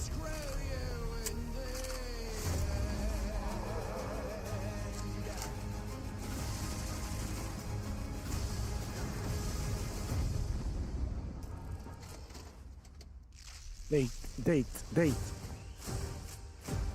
Ah, you fucking assholes. 2027. Ooh, Power Boss. Xbox console exclusive. That's another bomb. Play day one with Game Pass. And my kid just woke Clockwork up. Revolution God damn it. is an original experience full of intriguing characters and incredible world building. And it's an Xbox console exclusive coming in 2027. Thank you so much for joining us today. This is a milestone year for us. Banger as we way to end it. celebrate 25 years with you, and we're excited about our lineup of iconic games. Record-breaking Forza Horizon 6, the return of Master Chief, rebuilt from the ground up, the extraordinary world of Fable, full of choice and consequences. Incredible games from our partners at Sega, 4A Games, Koei Tecmo, and more. And players can look forward to 2 upcoming exclusives, Gears of War E-Day in 2026 and Clockwork Revolution in 2027. In a moment, we'll dive into Gears of War E-Day, but before we do, one franchise that has been with us from the beginning is Call of Duty. Now, it's bigger than ever, with a new Modern Warfare later this year and a movie on the way. Last month, the teams at Infinity Ward and Activision gave us a glimpse of the story and gameplay. Today, they are back with a first look at DMZ, reimagined in a way that only Call of Duty can deliver. Let's go, DMC. I wanna see DMC. I'm interested. Bro, like they are listening, bro. They are listening, honestly. I feel like they are. Let's see some DMC. Let's see what the heck is going on with Call of Duty. I'll be playing this year for sure. Kind of sad that he's not on Game Pass anymore, but whatever.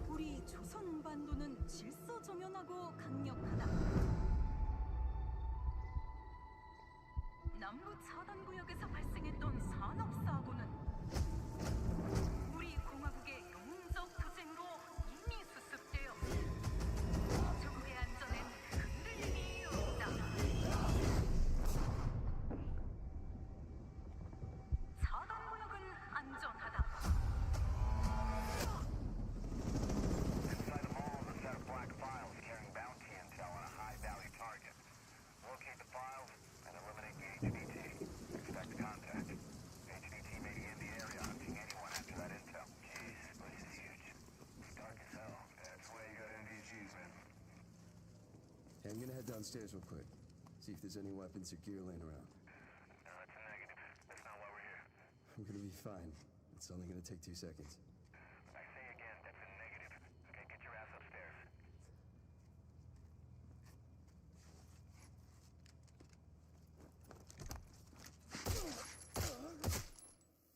Damn, he's down. Let's go help him. Hell no. That's on him. I told him to get his ass up. Okay, I like it. Where are we at on the intel? Got it.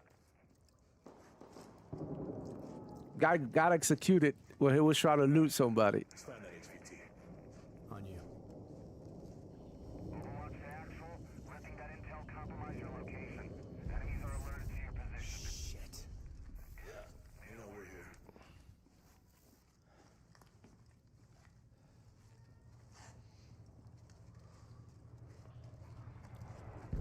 Damn. Okay. Alright, let's just find that HVT.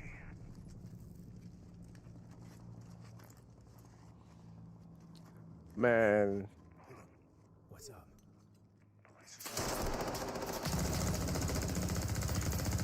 Holy shit. Hey, you good, man? Fuck. Yeah, you're all right.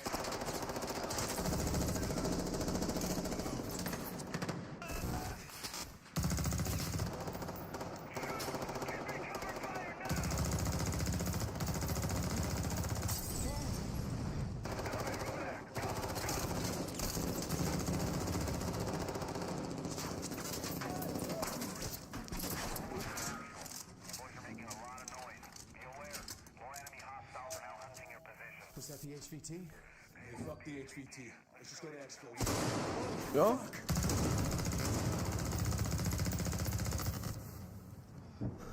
I got you, man.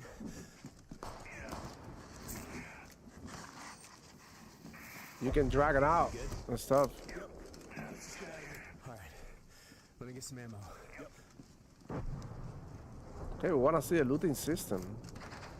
Oh, hell yeah. Let's move. Overwatch to actual. Look for any building with green smoke. I say again, green smoke.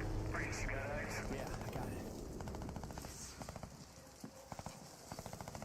It's like we're watching the gameplay from the GoPro of the soldier.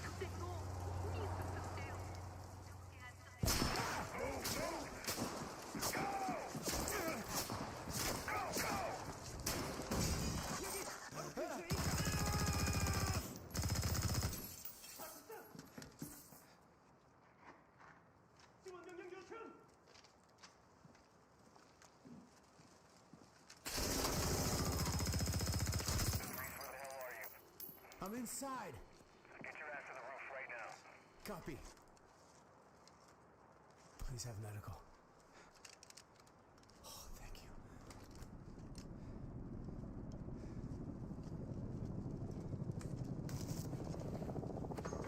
So everything is like more realistic now, like how you heal and stuff. Better than anything that Black Ops 7 showed, that's for sure. Yeah. Holy shit. Helicopters. So this one is gonna tell you that they can use vehicles too on this one.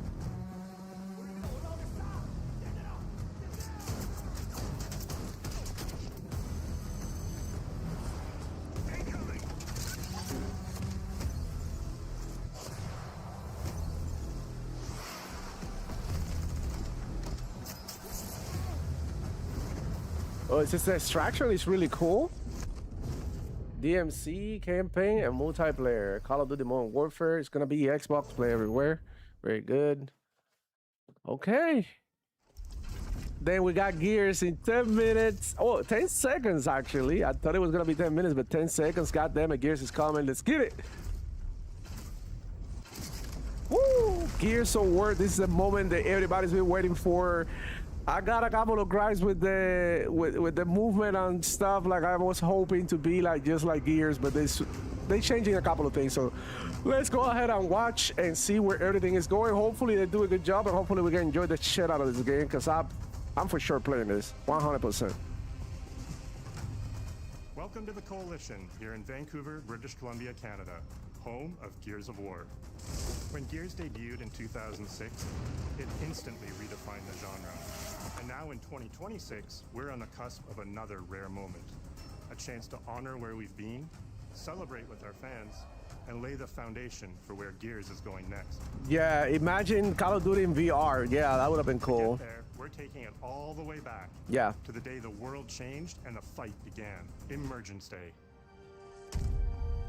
Yeah, that's sliding in Gears of War. Yeah, we're definitely talking about sliding in Gears of War. Unimaginable loss that sits at the heart of our universe. And today, for the first time, we're ready to take you inside the studio and show you all the ways to play with our new movements, weapons, and modes that will make E-Day the most brutally satisfying Gears yet. Is that all you got? Damn, it looks gory. New modes too. What this game is, I think it's important to share why we chose E-Day.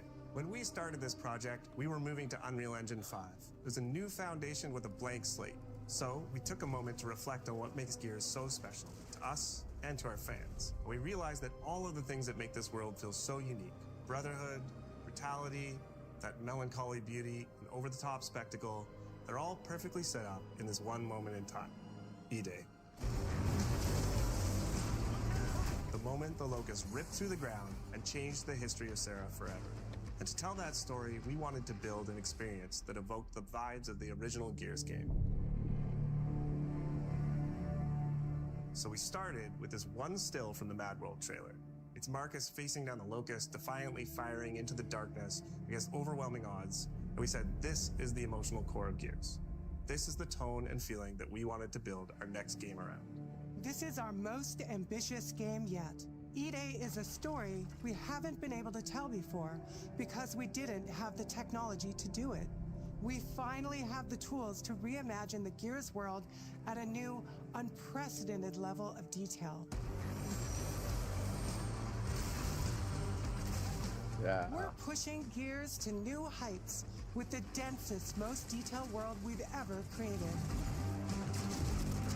With seamless, large-scale environments. It's even worse from up here. Fully dynamic ray trace lighting.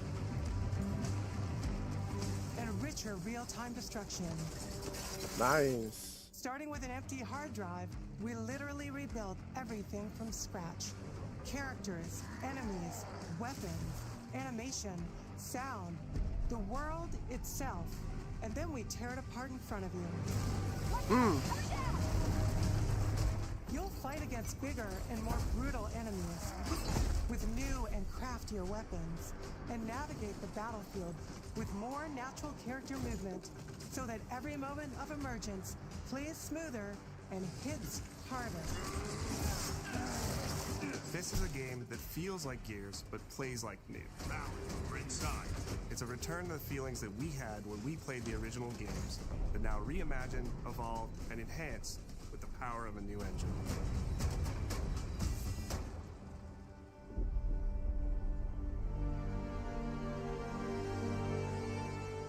E-Day is set before the events of the original Gears of War. After decades of conflict, peace has finally been declared on Serra, and the Gears have returned home.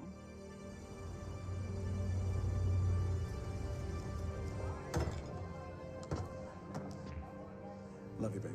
Marcus Phoenix and Dominic Santiago are young veterans trying to adjust to civilian life while grieving the loss of someone they both loved.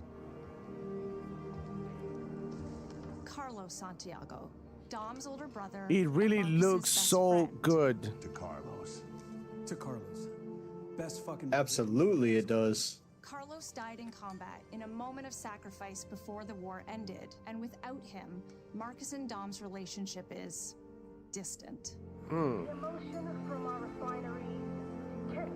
With the world just barely on the cusp of peace and our characters coming to terms with their new reality, the Locusts emerge and change everything. The Coalition Emergency Broadcast System. And Marcus is younger in here for sure. Minor damage across Kelowna. E-Day tells not one, but two origin stories. The start of this world falling apart and a brotherhood coming together. And over the course of 3 intense days, you'll see how loss reshapes this world and our characters, beginning with a night of desperate survival in a brand new city.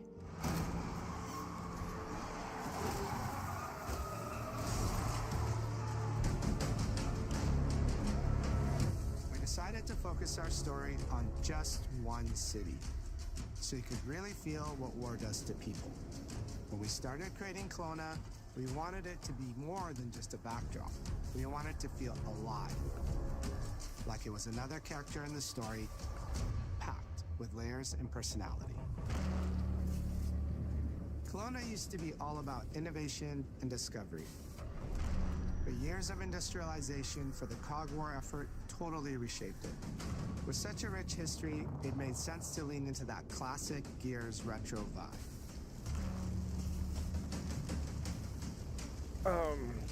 Towering architecture,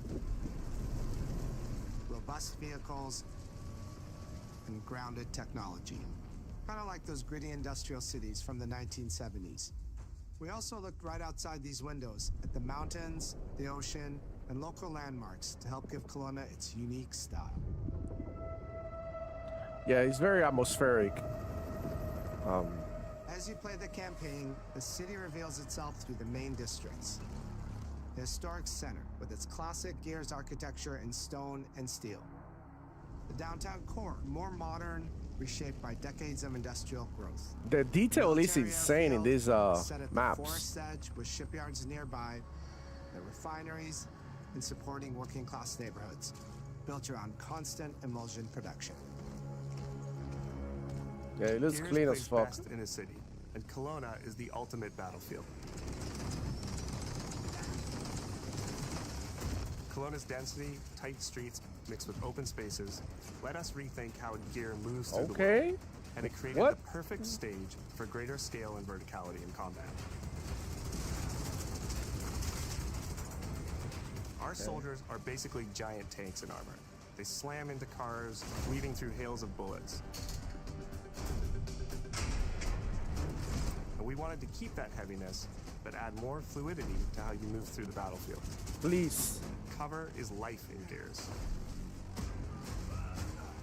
And we've completely rebuilt our movement and cover systems, with smoother transitions and a bigger range of cover heights and shapes, including new low ground cover. This all allows us to create more complex and organic feeling spaces than ever before.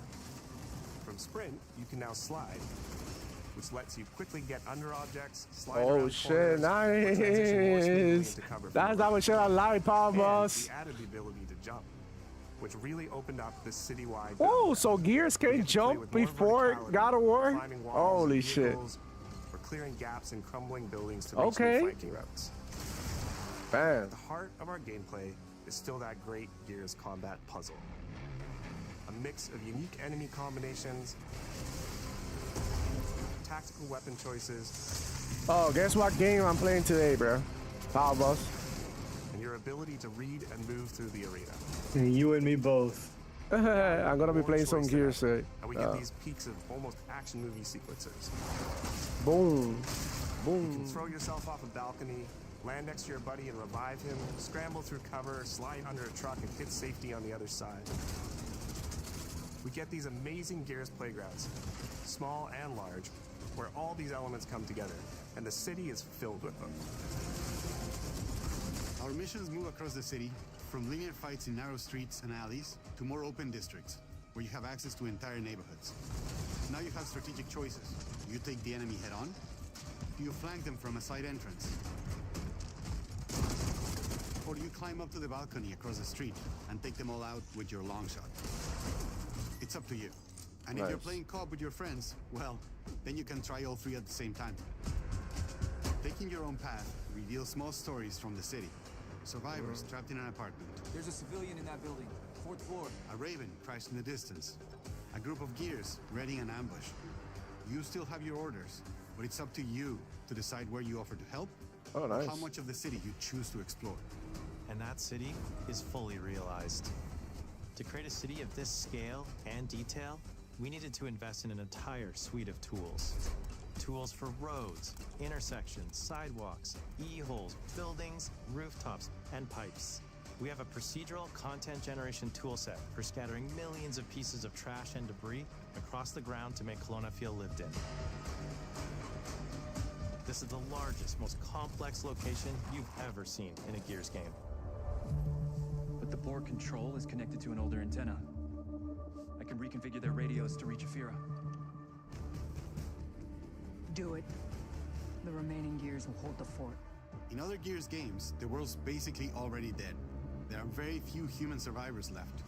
But in E-Day, you're watching a live city get ripped apart in front of you. People who once went to work, sporting events, and celebrated the possibility of peacetime are now stopped in their tracks. They abandon their cars and run for survival, attempting to find refuge in subways or stores. A glimpse of a child's toy or dinner left People in the uneaten DMs. are reminders of what's been lost and the horror of what the locusts have unleashed.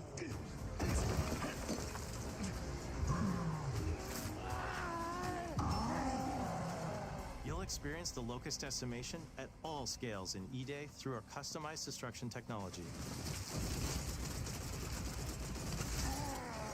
E-holes are back, unleashing waves of enemies from under your feet at any moment. As a game design element, getting to use e-holes again as a spawn mechanic is brilliant. Locusts can come out of the ground anywhere, you can toss a grenade in to close them up, just adds this great tactical layer to encounters.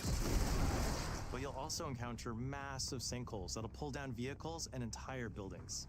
And no amount of detail is too small, as micro-destruction goes beyond what we've ever done before with chippable cover across a range of materials. Your impact is real, visceral, and leaves a mark on the world. Destroyed Beauty has long been a visual pillar of Gears of War, and we finally get to show the before, making the after hit that much harder. You'll recognize a neighborhood that was once intact is now completely destroyed. You'll walk through city streets filled with smoke and fire, and it feels completely different from how you first experienced it. You start getting this real feeling of the city's a character, and it's really under attack. It's the fall of Kelowna.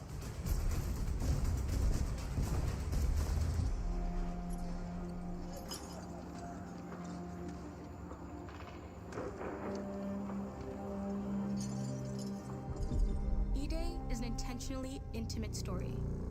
There's this colossal event going on in the plot, but the actual characters and the journey they go on is where you get to explore themes of burden, of loss, and of loyalty. The whole world of Gears is about characters. It's the nightmarish monsters from below versus the soldiers that hold the line in a war for survival. You okay? No way this is real. It's pretty fucking real to me. On your feet. This was our opportunity to focus on what makes Gears characters so special and what makes our enemies so iconic. Yeah, I can't wait to see the enemies, bro. The General Ram and all that shit. From the perspective of our new squad, If they're even gonna, if they're even gonna be in the As the game. breaks out, you'll meet Mags Carter, a former Gear now sweating it out at Kelowna's emulsion refinery. Be interesting if they have sneak peek hidden encounters of people that you've met throughout the series too. Mm-hmm. But you get to see him now before everything, you know? Lines, despite his dreams of military glory. Holy fucking shit. Fucking, the Mags character and Lucas, models look together really with good. Marcus and Dom are 4 soldiers thrown together, fighting through tensions with each other while fighting the Locust, ultimately forging their bonds in battle. We follow Bravo Squad with our cinematic cameras, just like the intense war movies we love. The shots are intentionally gritty and a bit shaky. Bro, and leading look into at these that rough fucking edges is what shotgun makes you feel like shot. you're right Crazy. in the middle of the action. Bravo's story also intertwines with others called to defend the city, including returning characters like warrior philosopher Ty Caliso. Our roads converge again. Marcus Phoenix. Ty. And fans of the books will finally get to see the hard-ass Raven pilot Gil Gettner in-game for the very first time. Oh shit. Let's go and fuck this mess. Marcus and Dom are absolute legends. You can spot those strong jaws and thick necks from a mile away. If you go too realistic, you lose those unique features that make them stand out. Honestly, Marcus just isn't Marcus if you take away his classic perma-scout. So instead of chasing perfect realism, we focused on making them believable and memorable, respecting the details that really make them who they are. Mm-hmm. Material and character fidelity in Gears of War E-Day far surpasses anything we've been able to achieve before. Our facial animation systems have been completely upgraded for E-Day, with 3 times more joints and over 350 facial shapes sculpted for each head alone to really represent the emotion in our characters. Marcus has more Insane, bro. detail in his eyelashes than his entire character model did in the original Gears of War on Xbox Holy 360. shit. Phoenix. Marcus. Sergeant, 26 RTI C Company. Next to kin, Adam Phoenix. With the amount of layers we have, we've never had fidelity at this scale. Combined with a much more sophisticated animation rig, this allows us to have way more expressive characters with a huge range. Yo, that's insane. Smirk Bro. to yells on the battlefield. Come and get some, you goddamn grubs! Your experience takes on a new intensity. We're pushing the graphical limit with 4K Ultra HD resolution, native HDR10 rendering, hardware ray tracing at 60 frames per second in campaign and up to 120 frames per second in multiplayer. When it comes to the Locusts, to make them more believable, we made them scarier. The drones are wild and vicious. Holy shit. They brutal. I hate them. This time around. Like living battering rams smashing through doorways onto the battlefield. The wretches scream so loud it disorients you before they rip you apart. And the Reavers, they crawl up buildings and rain fire from above. Basically, the whole Locust army, whether new or old, are more intense than ever before. Yeah, because Gears is a hard game, dude. So what now, Marcus? We save everyone we can.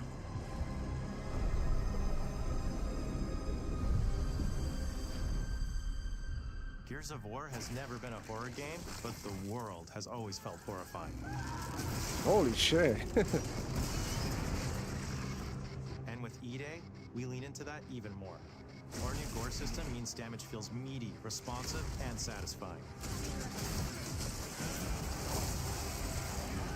Talk about fucking muscle and cloth deforms in response straight to up attacks, violence. and blood and bone damage adds to the intensity of combat. Gore is localized as well. Shoot a locust in the armor leg, and you'll see the bullet take a chunk out of it. Oh shit, okay. Heavy shot on a limb, and our dismemberment system will rip it clean off. They got a dismemberment system. Let's go. Man. Is going to get you the most satisfying shots, covering you in blood, or pop heads from afar with the long shot. We've revamped our favorite weapons for E-Day. And of course, we also have some fun new ones for even more brutal ways to tear your enemies apart. The new Gut Puncher grenade launcher is a cog weapon that fires armor-piercing explosive rounds. Quick fire a round to let it explode, or hold the trigger to control when it detonates.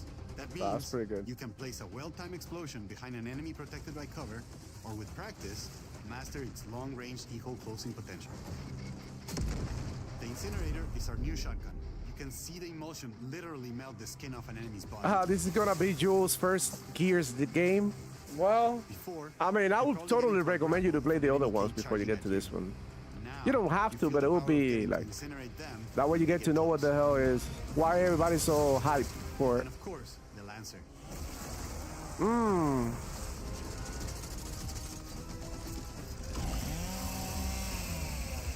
Hey, the Lancer. Nice. The creation of the Chainsaw Lancer is another origin story from lore that we wanted to show in E-Day. From the moment that Ty grabbed that chainsaw to rip through a locust at the superstore, to a prototype kit bash on the front lines of the invasion, all to deliver on that gratifying moment when you finally get to slice a grub in two.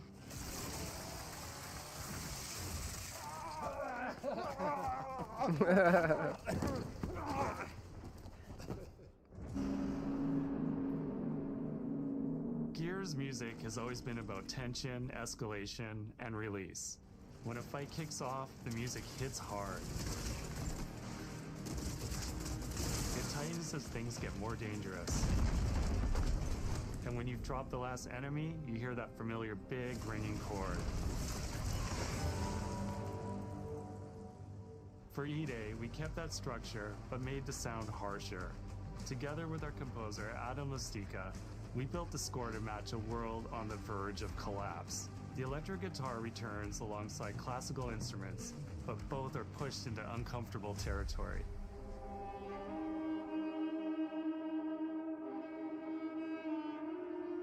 Like dragging a bone saw across a cello, creating dissonance that never fully resolves.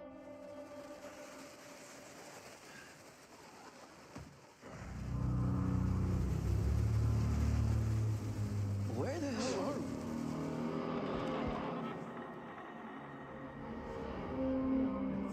And then there's the sound design.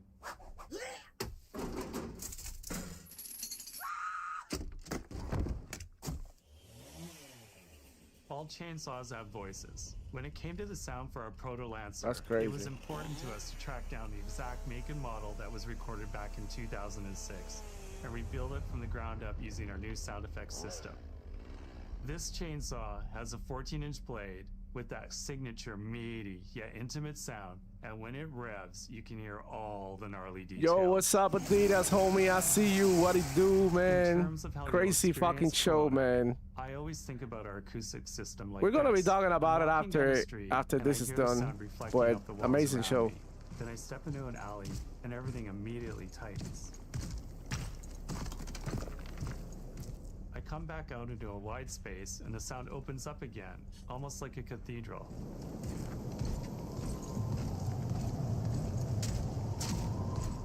And it's not just those spaces, it's the transitions between them where the magic really happens. That's where things feel alive. That's acoustics in real time. It's a heavy world. And what better way to experience its dread and tension than through the music and sound that surrounds you? No other game does the squad like Gears does. Our themes, our gameplay, and our modes, they all revolve around this core element. But it's not just about the brotherhood that you experience in the stories. It's also about the bonds you create with your friends. Co-op has always been a part of our DNA. And like every great Gears game, you can bring your own squad to this fight. In campaign, all 4 characters are playable from the start, and we support 4-player online co-op and 2-player split screen on console. In Versus, our sweaty squad-based PvP is back, with a collection Okay. of 44 This is a multiplayer part. This is a part that I want to hear. Did he say 44 modes? 4v4. design with new traversal options. I thought he said 44. No, 4v4. 4 versus 4. Of killer content. Let me see the gameplay in the multiplayer because it's usually different from the campaign. Multiplayer has a little bit more freedom. Today, we're excited to announce a dynamic new evolution of Gears' iconic PvE mode, Horde Siege. Let's go, It's a 12-player Hordes. mode where all 3 squads fight alongside each other to battle the Locust invasion and defend Kelowna across a range of city-based maps. We'll have more to share soon, and we hope you join us for our open beta weekends later this summer. We good? We're gonna have an open beta though, so let's get it. Back to it.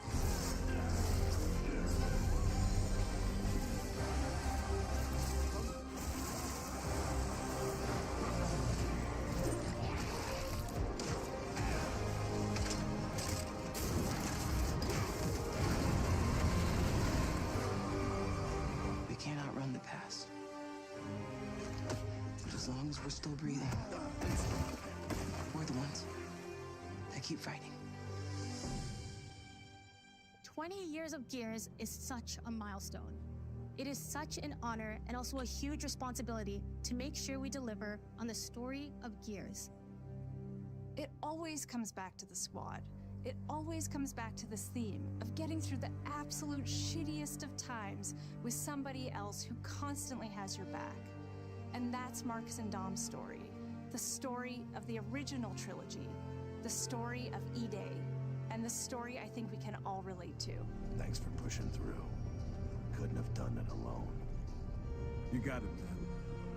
Having the opportunity to have E-Day come out in the same year as the 20th anniversary of Gears, the quarter-century anniversary of Xbox, it's almost like a homecoming. It's like returning back to our roots and saying, fuck yeah, we're back. And we have so many more stories to tell. It's an incredible honor and one that we want to make sure that we do right. Let's go, man. Ty. What a nightmare. Untouched by nearly 80 years of war. Destroyed in 2 nights. For us, the heart of Gears has always been about the bonds you make in the darkest of times. Inside the studio, we rally around a simple phrase: never fight alone. It guides how we build our stories, our gameplay, and our world. It's how we work as a team and the commitment we make to you, our fans. Everything comes back to that important idea of sharing life's experiences, the highs and lows, together. And E-Day is the best expression of never fight alone that we've ever made. Whether you'll be picking up a Lancer for the first time ever, or you're as battle-hardened as Marcus Phoenix, there's always a place for you in the Gears squad when Emergence begins on October 6th. October 6th, bro. We're almost there. Power Balls, you left.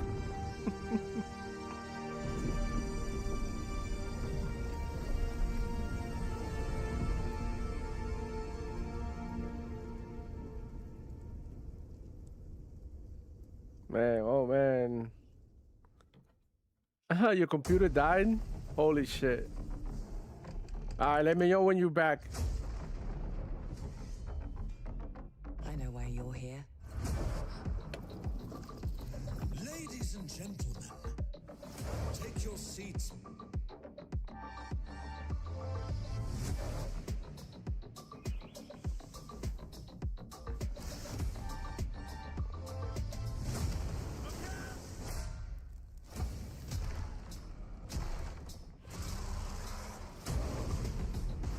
The council has chosen. Now you ready to get to it?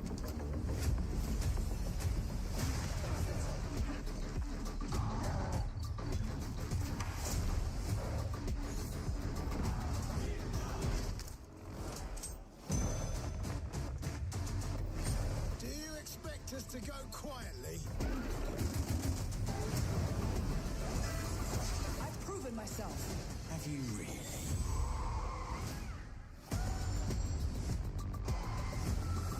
I have come here to destroy you. Welcome to the surface.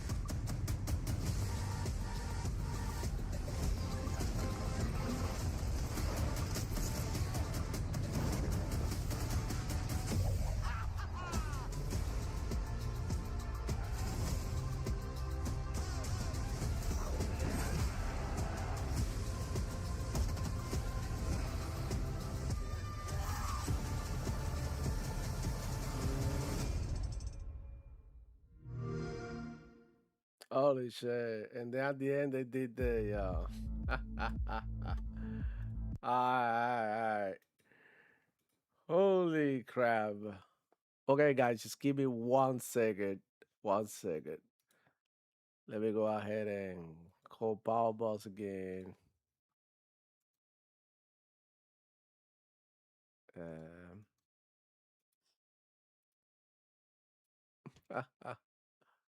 Okay.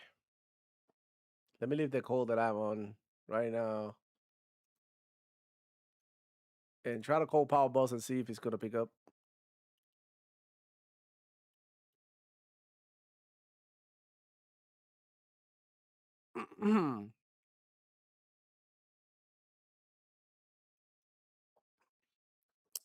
Insane, fam. Insane. What do you guys think about the show? Let me go ahead and do this because I don't know what the fuck is going on. Okay. I'm getting audio as right. And let me see. Actually, I had to do it this way now because I'm on OBS and it's a pain in the neck. So now I have to do here gaming and turn on my camera.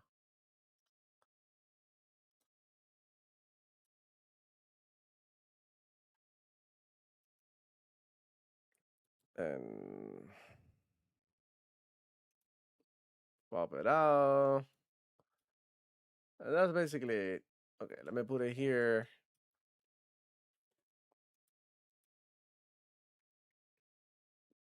Hold on.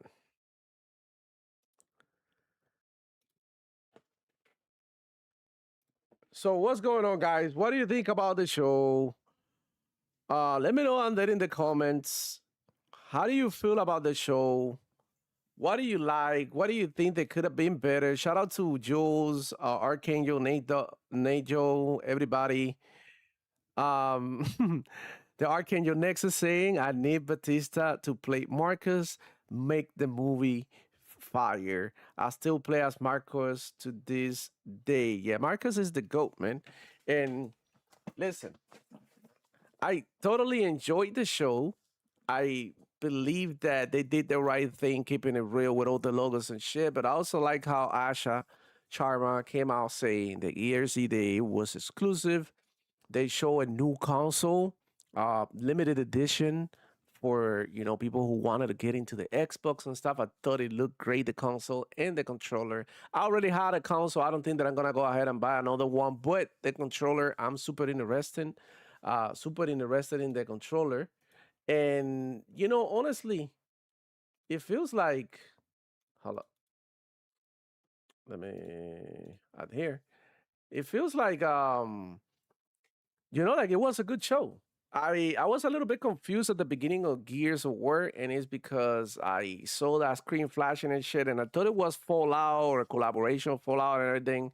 And then I saw the movement, right? It wasn't that typical movement that you see in Gears of War, which is like, they run like this.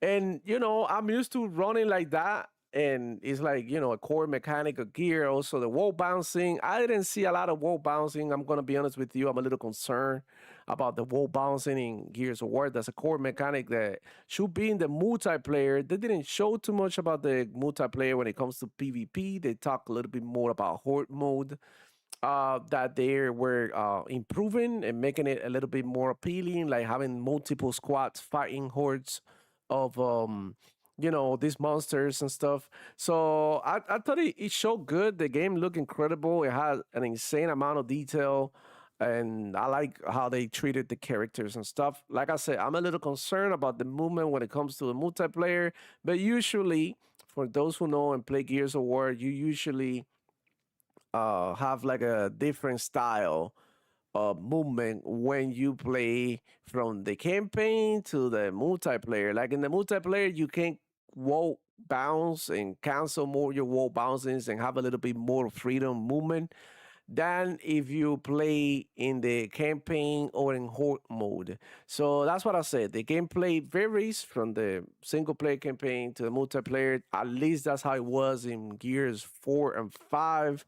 And the yeah, at least in 4 and 5 it used to be like that. So I'm super excited to see what's new with Gears. And I can't wait to play. They supposedly gonna have a couple of I'm sorry, my shit is tripping here. They're gonna have a couple of can't move too much.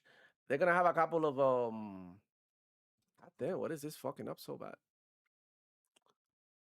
They're gonna have a couple of. I'm sorry. I got distracted. They're gonna have a couple of betas that I can wait. Open betas that I can wait to hop in, to, and it's just gonna be fucking dope, man. To be able to play some Gears of War again in a brand new game with a huge amount of detail. From the show, I like the Halo CE announcement better than I did when they first showed it. I think they continue to work in the game and they keep on making it better. I'm super interested in to see the new adventures with Master Chief. There's like 3 stories that haven't been told or something, like 3 chapters or something. I'm super interested in uh playing those because I mean I know CE from top to bottom, but it'll be nice to see like new stuff happening in within the Halo universe. I thought the gameplay looked insane and the visuals were great. The other game that I thought it was really cool was Clockwork Revolution. Like that game always steal the show. 2027, another console exclusive for Xbox that they kept it real with. They said, hey, Sony, we're not gonna share this one with you, okay? So that one is coming also in 2027, as well with State of Decay 3 that I thought it looked great too. It looked extremely fun. Killing zombies and share with the homies and creating a whole community is super dope. I thought that was great. Those were literally my favorite games that they show in there. I also like the game with the what is it with the mage? The I forgot the name. There was a demon and stuff. All of that. I thought that was cool. I like that one. And yeah, they have stuff for kids too, like that pigeon game, and they got the Spyro the Dragon game, which I thought it looked insane. They look good for the kids and shit. They also the Senua game, the brand new game with the Senua that is not Hellblade 3, it's just called Senua. The gameplay looked incredible. I felt like the combat actually looked like actual combat. She was fighting multiple enemies at once, and I thought that looked incredible, man. I'm just gonna be honest with you. Senua looked pretty good. The first and second games couldn't care too much about it, but this one I think that I'm more hyped for it because I saw the combat. The same with a Plague Tale Requiem. Is that am I correct? Requiem. Yeah, I thought that one looked great, looked brutal, combat, gory. I wasn't expecting to see that because it's a super stealth, uh, um, heavy story type game. And you know that I like my gameplay in, the combat look incredible and she looks brutal. I'm into it and it's going to be a day one drop. It's interesting to see the direction that Xbox is going and they're going, like I was saying earlier. And what I've been asking for the whole time is for balance. They have a few games that are coming to every platform and they have a couple of exclusives, but they also display a lot of play it with Xbox Game Pass day one, and I believe that they're gonna continue to push Game Pass, which is ultimately a good thing for people like me.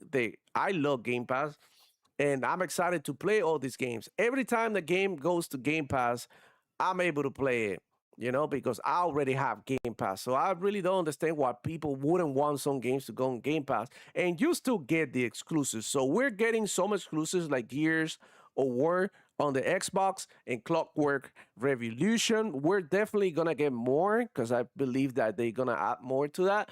But we're still getting day one uh, on Game Pass. And I think that's very important, man, to highlight because, I mean, there's a lot of people, bro, regardless of what you hear out there, that are part of the Xbox ecosystem because of Game Pass. They really fuck with Game Pass. And even people who don't care about Xbox, they play some of these games in Game Pass. We've seen some of these Sony PlayStation fanboys that are so vocal about buying games and shit, but behind closed doors, they're playing the Xbox games or whatever games when they come day one on Game Pass. Don't get it twisted. They're out there playing these games as well. So I don't see why. You know what I'm saying? People have a problem with it, but I was so excited for the show, and I think it didn't disappoint.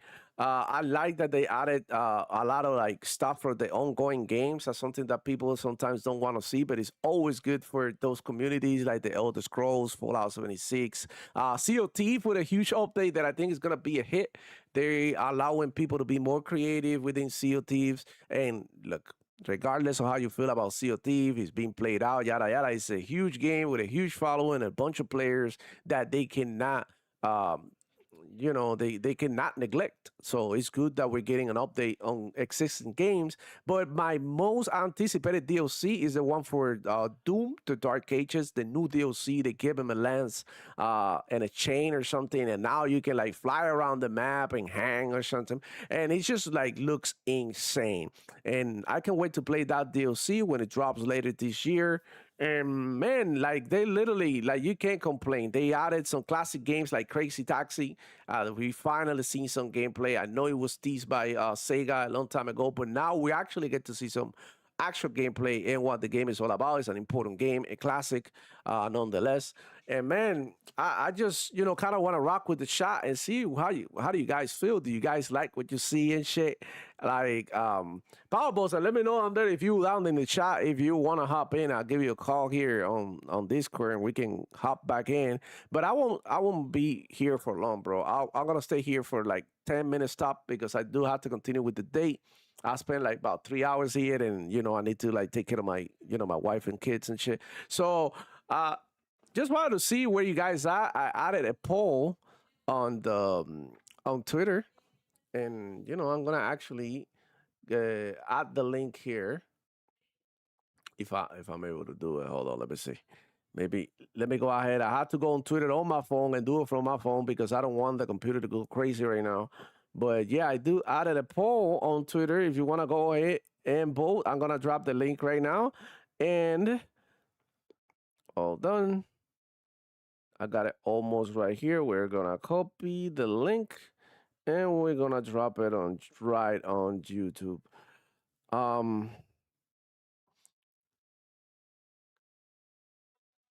Coño, he doesn't let me put.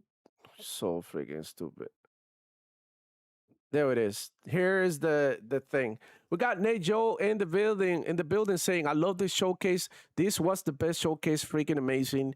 That's dope, man. I'm glad you liked it. We got Space Shop as well in the house is saying the reality is that subservices will be the future, just maybe not here yet. Someday they'll be up against Netflix and maybe even Amazon. Okay, there you go.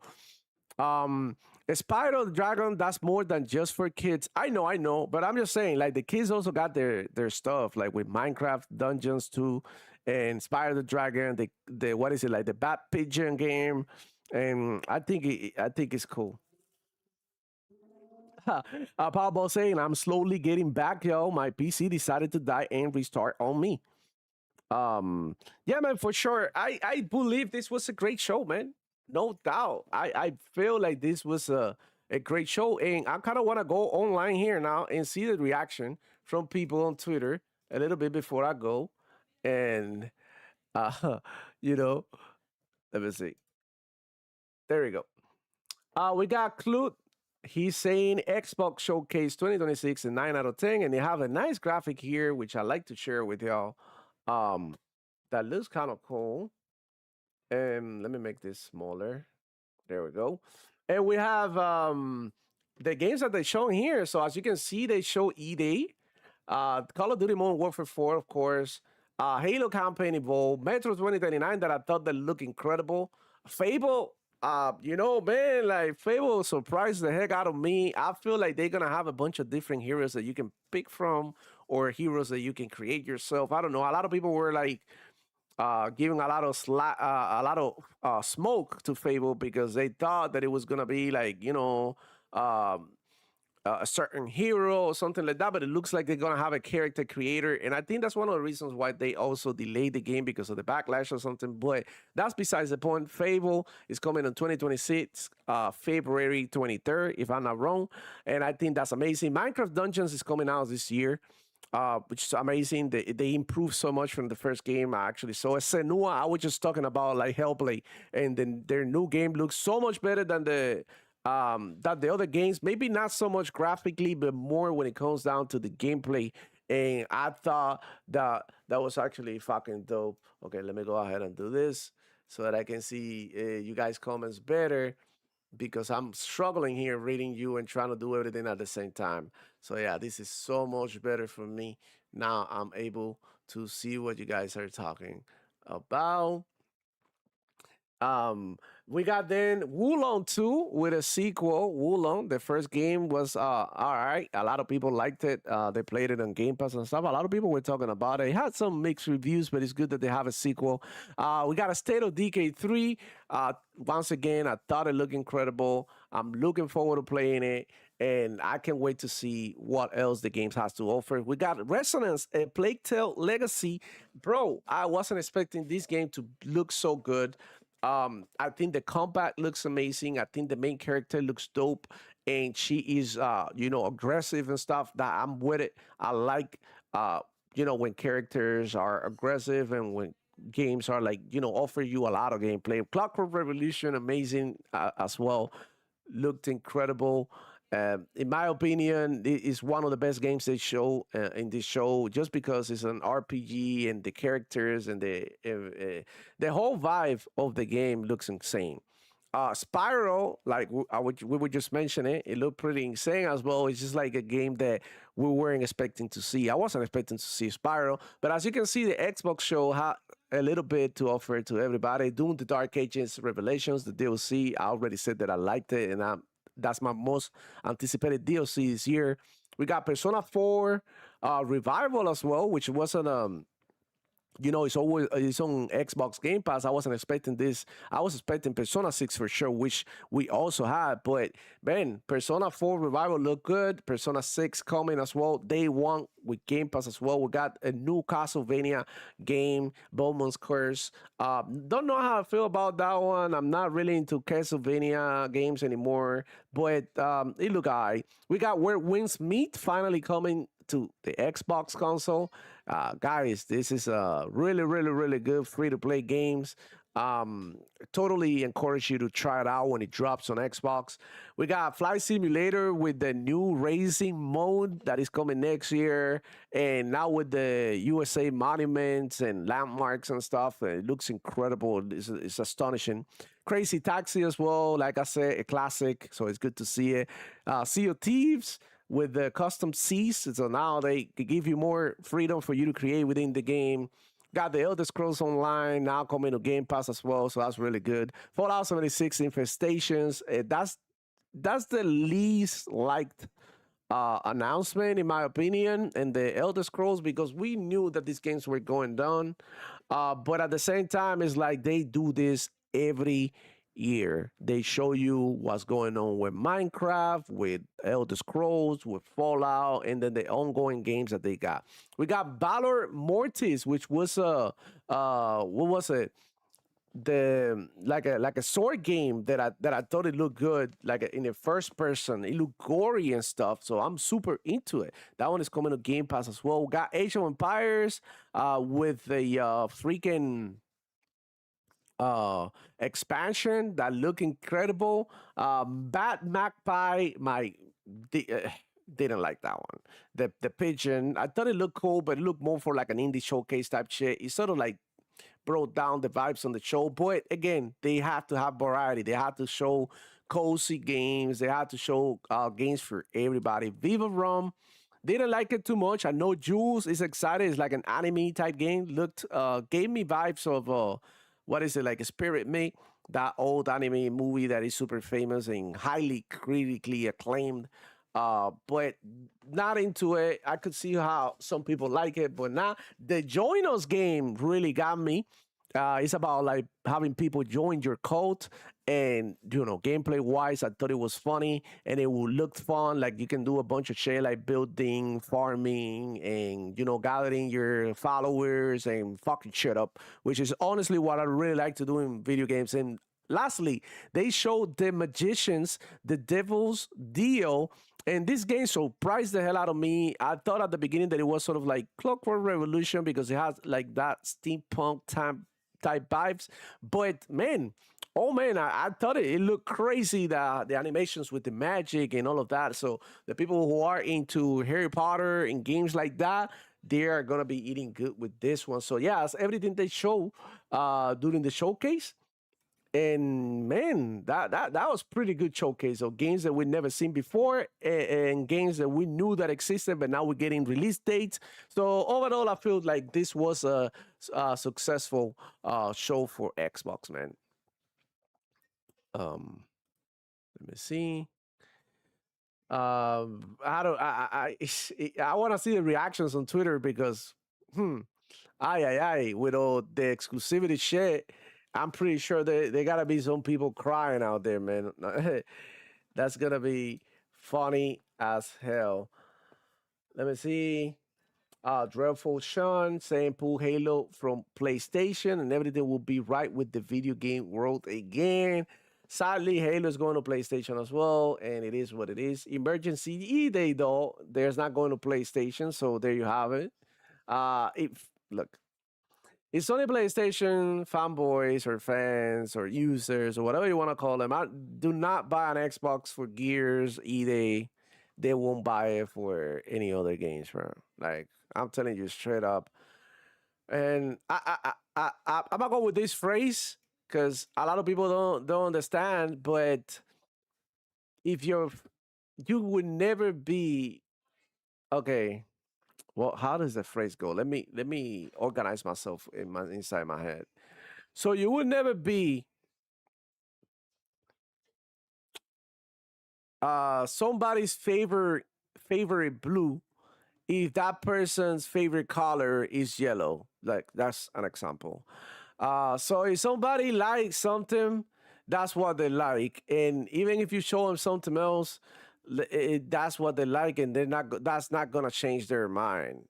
And look, they can do whatever the hell they want, but I don't see a lot of Sony PlayStation fans buying Xboxes just for Gears or Clockwork Revolution. I feel like if they want to do it this way, they have to go all out, like Dreadful. The homie here, Dreadful Sean said they need to do everything. I honestly don't care. All I care about is about the games and how well the games do and how much enjoyment I get out of the games. And that's that. But listen, there's a lot of salt flowing, bro. And Senua will have a much stronger emphasis on action and gameplay. And we saw this. Shout out to Claude Brill. We saw this during the trailer, and I was just saying that Senua looked even better. People already started saying Xbox exclusive, Gears of War coming out October 6th. We have competition back with exclusivity confirmed. Okay, Xbox game showcase. Look at that gun, by the way. Now, Gears looks insane. Persona 6 is on Game Pass. What is going on, says Team Dog. Yeah, he's on Game Pass. All the Personas have come out on Game Pass since Persona, I think, 5 Royale. All of them have started coming out on Game Pass day one. Pyle here you go. We got some ponies here in the building. Say, Halo Campaign Evolve comes out next month and on PlayStation 5. Microsoft matches is weird, man. Do they want exclusives or not? And that's the thing, man.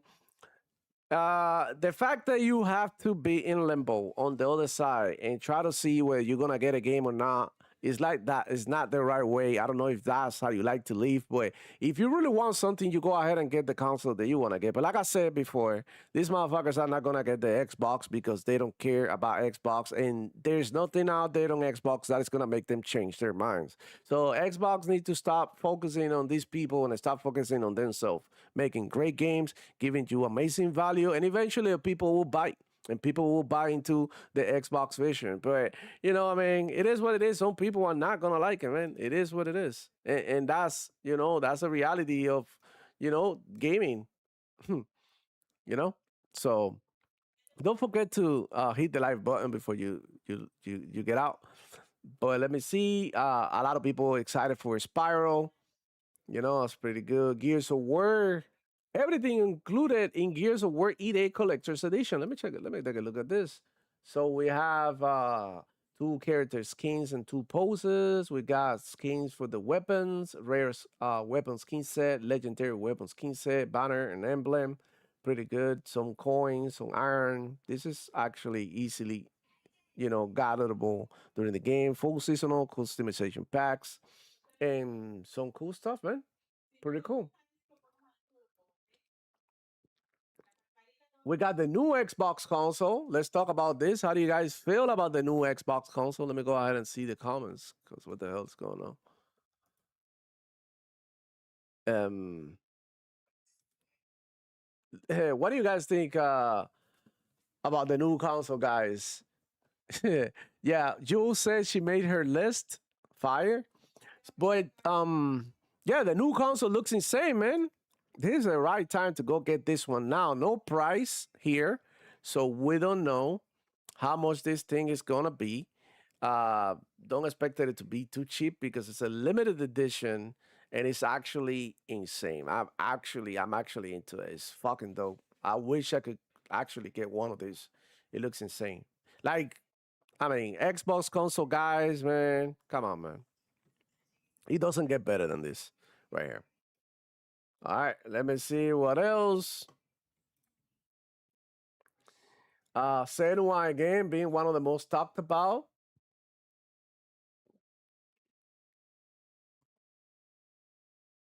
Yep.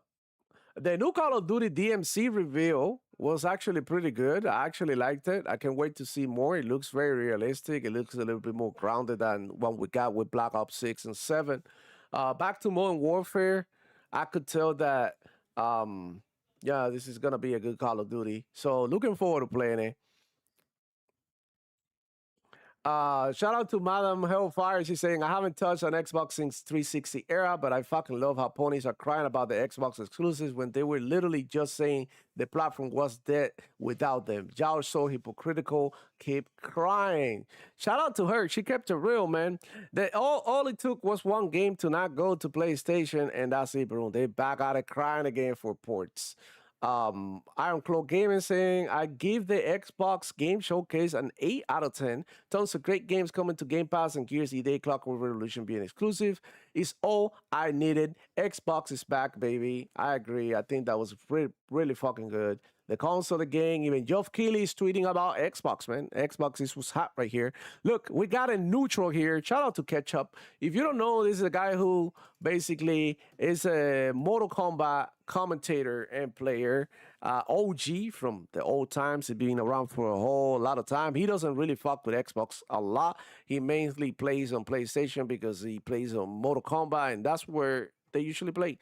And he said that Xbox showcase was sick. Doom Dark Ages DLC, new Spyro, Wulong 2, very excited. There you go. As somebody who's an actual neutral, he's not on console wars. He's just, a good presence in the fighting game community. For all who knows, let me see. Join us a game about building a code. Okay, I'm curious. Looks wacky. I thought this game looked fun as fuck. And it looks like, I don't know, like when you get games like this, man, it's just fucking dope, right? The games that give you a lot of freedom, a lot of gameplay, and allow you to, like, have fun and do stupid shit. I'm into it.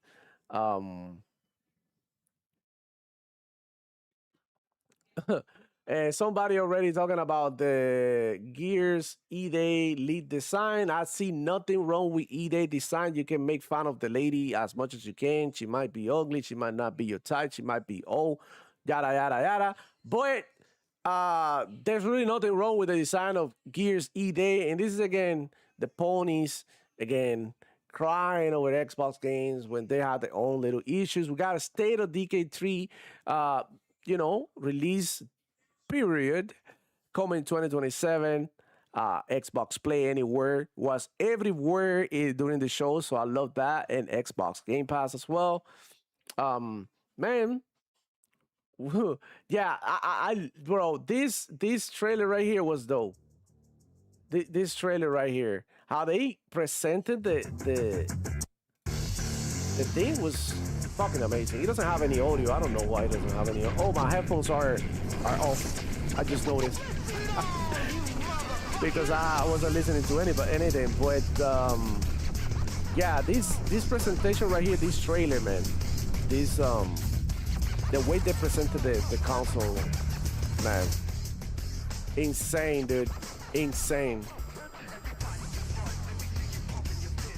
Talk about retro, right? Retro vibes with the clear plastic.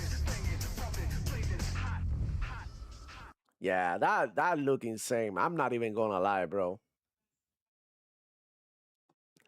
Look at another pony hating Sony Prophet. Everything is on Steam. 99% are on PlayStation 5. That's not a return to Xbox. Don't know what the fuck it's talking about. They have games, man. Like, look at this shit right here. Halo, Minecraft Dungeon, E-Day. Like, all of that shit is coming out, like, within months. Next month, we got Halo campaign involved, bro. Then we got Minecraft Dungeons and then E-Day, bro. Halo, bro, come on. And then Call of Duty as well, man. It's insane, bro. Okay, so we got Charlie Intel here saying Xbox on exclusives going forward. Gears of War E-Day and Clockwork Revolution will be Xbox console exclusives. These are not timed exclusives. Games already announced for multi-platform release will stick to the plan. We are committed to investing in and growing Xbox both on console and beyond. So, guys,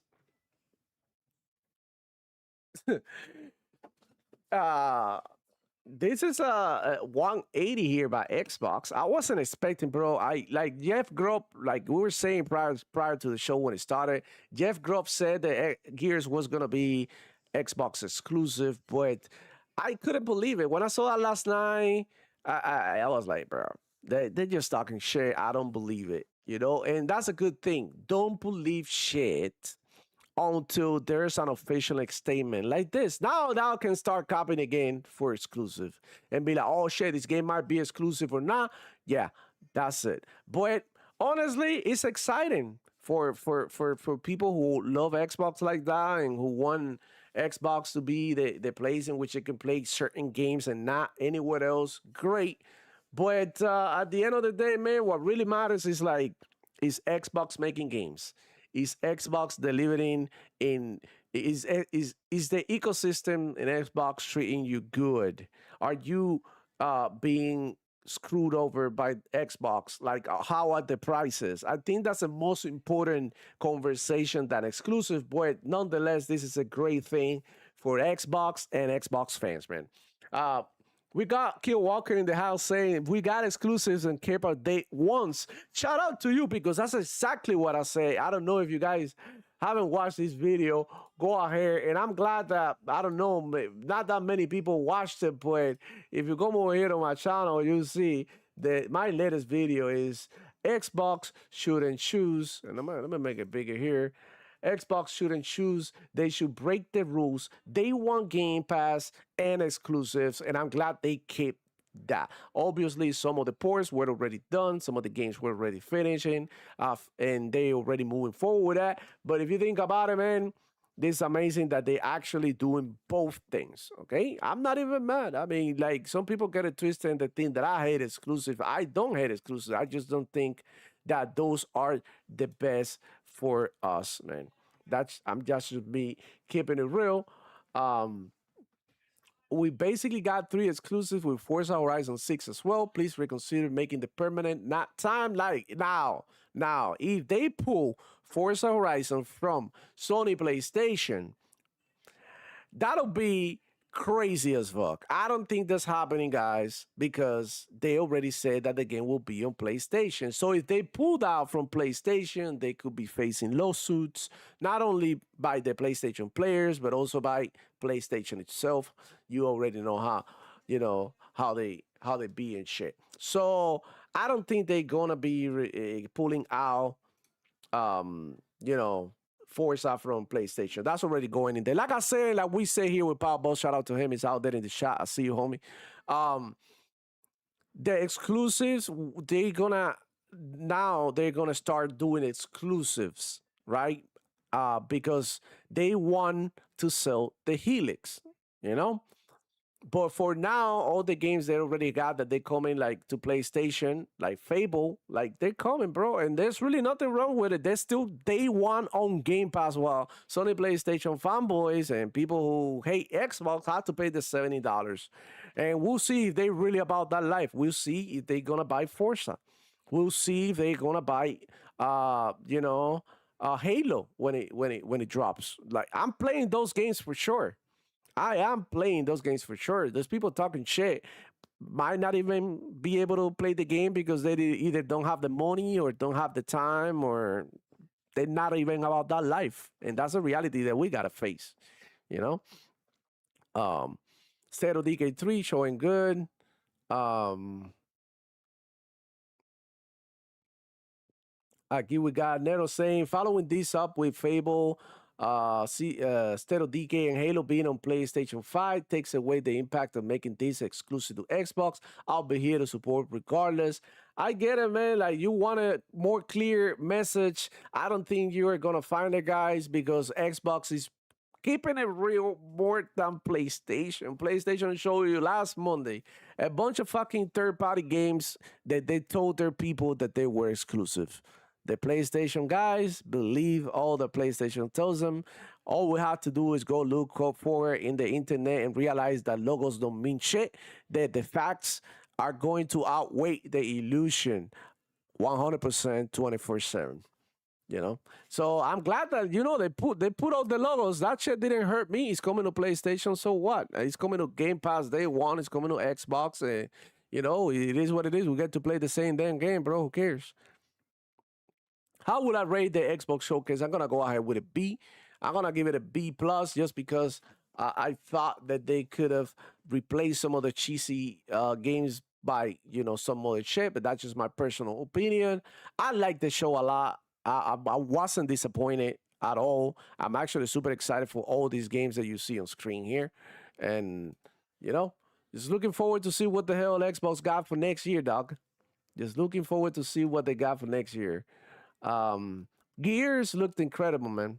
I'm so watching that direct again. And it's so funny that Xbox always has something every year that they do it direct on, and we can go ahead and see further. They started that trend with Starfield, and they haven't missed a year ever since. So I'm happy that we get to see these games like that, and fucking dope, man. Look, this is Fritanga, somebody who actually don't fuck with Xbox like that. And he said Xbox Showcase had no fluff. They kept shit rolling. No celebrity cameos, no stupid attempt at humor, your non-stop reveals. This is what we need more of. And that's a motherfucking fact. They wasted no time. The only thing that the only parenthesis they made was when Asha came on stage and said Gears is exclusive. Suck it. That's it. That's the only time they talk. And then my booty at the end telling you what was going to be next. There was no in between about the power of the player, the power of the cloud. This is an Xbox type shit. No, no, no. There was none of that. It was just like straight up games. I don't know how people can be unhappy about this. How I don't know about people could be confused about the messaging. When you have the CEO telling you, like, this shit is exclusive, bro. You know what I'm saying? Oh, this shit is going to PlayStation. Just in case you had any doubt, like, I don't really care, bro. Forza 7 is out now. Yeah, for sure. And it's out only on Xbox now, if you think about it. It's not on PlayStation. So let me see. Forza 7, I mean Forza 6. You see Horizon 6, right? That's what you mean. This Clockwork Revolution again look amazing. And Call of Duty Modern Warfare 4 reveal trailer looked insane. Let me see, because we see is this a trailer, the gameplay shit that we seen? Yeah, that shit look cool. We got Clue saying, fuck you, bro. Again, haters. We got D-Batch here saying, I'm happy for the Xbox gamers that they got at least one exclusive for the Xbox console. The problem is it won't sell well enough and will come to PlayStation 5 at a later date. The rest of the games are coming day one. It's a wrap. Guys, I don't know what he's talking about, because when we talking about exclusive, PlayStation ain't got shit exclusive.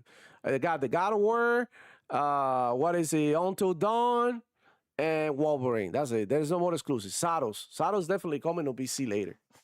You know? Here we go, another trader, crap gamer, now copying for Xbox, acting like as if he was an Xbox guy. This is my problem. You know what I'm saying? This is my problem. Yeah, man. All in all, amazing show. I think that they cooked. I think that that it was successful, man. What do you guys think, bro? Yeah, Forza Horizon 6 is like, sure, bro. You already know a lot of like fucking nonsense here, but shout out to all of you guys, man. Hit the like button, subscribe, and all that good shit. Hype up the stream. I'm amazed at the Xbox Showcase. I'm gonna give it a B plus. I would say 8.5 out of 10. I think the show delivered everything that I wanted and more. Actually, like I said, the only gripe was a couple of games that I wasn't into it, but for the most part, man, they killed it, man. Game after game, world premiere after world premiere. Pretty much every game was on Game Pass. Pretty much every game was Xbox everywhere. They even add exclusives, which at this point is a bonus because I wasn't expecting that. So at the end of the day, man, they killed shit, man. And this show was totally one of the best shows we've seen in the summer of gaming so far. I mean, correct me if I'm wrong, but Call of Duty, Clockwork, Gears, State of Decay, man. They killing shit, man. Halo, they killing shit. They killing shit. Forget about like exclusivity and shit. When it comes to like gaming and when it comes to putting games out there, Xbox is doing their thing, man. Xbox is definitely doing their thing. You can see the other side. You can see how dry they are on the other side. They had to play what they had to play. They can pick and choose. It is what it is for them. But us is different, man. We got Game Pass. We got Xbox Play Anywhere. Shit looking clean, crispy. Gameplay looking dope in games that we thought that wasn't gonna be all that. Like Senua completely fucking blew me away with the combat. I wasn't expecting that from that game. And look, they listening, bro. They listening because they are understanding, and look, we need to cover. I don't know if I'm gonna be making a video about Asha interview or whatever, but we need to start to talk about that interview because in that interview she said that she wanted to make Xbox the best place to play, and you make the best place to play by putting together the best things that you had to from the ecosystem, keeping them, getting rid of the shit that you don't like or the shit that it doesn't work, and then adding more incredible stuff to the mix. So basically, one of the best things that the Xbox ecosystem has, regardless of how people feel, regardless of your feelings, is Xbox Game Pass. I know people personally. I know people on the online all the time in the comments. All of you guys know a lot of people fuck with Xbox because of Game Pass, especially people that have a bunch of kids, especially people with. So the fact that they're still making an emphasis on Game Pass is huge, and the fact that they actually doing exclusive at the same time that they're doing Game Pass, it shows the commitment to making the shit better. Because before we were told we needed to choose, pick and choose. What do you want, Game Pass or you want exclusive? Now it looks like we don't have to fucking choose. We're getting both of them at the same time, and I think that's the best outcome. Honestly, is the best outcome that we could expect. Hopefully they keep going. Now they got work to do. I think the first thing they got to do when the Helix drops is stop charging people for paying online. That's the first thing they got to do, because I mean, we're entering a new era in gaming in which you can't be charging people $10. Like Game Pass is like, you have to have Game Pass if you want to play online. There's some free to play games that allow you to play without Game Pass, but for the most part, you need Game Pass for online and shit. So I would say, if they want to do things right, first thing first, get rid of paying for online. Continue to work in the Xbox Play Anywhere. Continue to nurture Game Pass. Continue to feed it with good games and content to make sure that people want to stay subscribed and people want to be part of the thing. And on top of that, you got exclusives. I mean, they were already doing it, bro, before the 4 games when Phil Spencer decided that they wanted to put Starfield and all these games on PlayStation. Before that, Xbox was like doing really good, and they were earning back the people's favor because the games started dropping, they started coming, you could see the cadence, and then they came and said, we're not gonna do exclusives, and that sort of like, held back Xbox.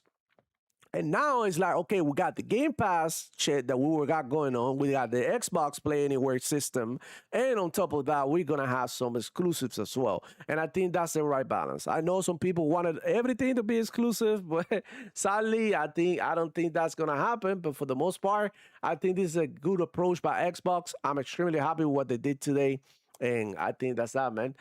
We got 100 in the building. He's got his name as Intro Media Gaming, but I know he's 100 because I recognize the icon, man. How you doing, player? How's LA popping? I see you. I hope you guys having a great time. Shout out to all the Xbox dudes who go over there to watch the show live.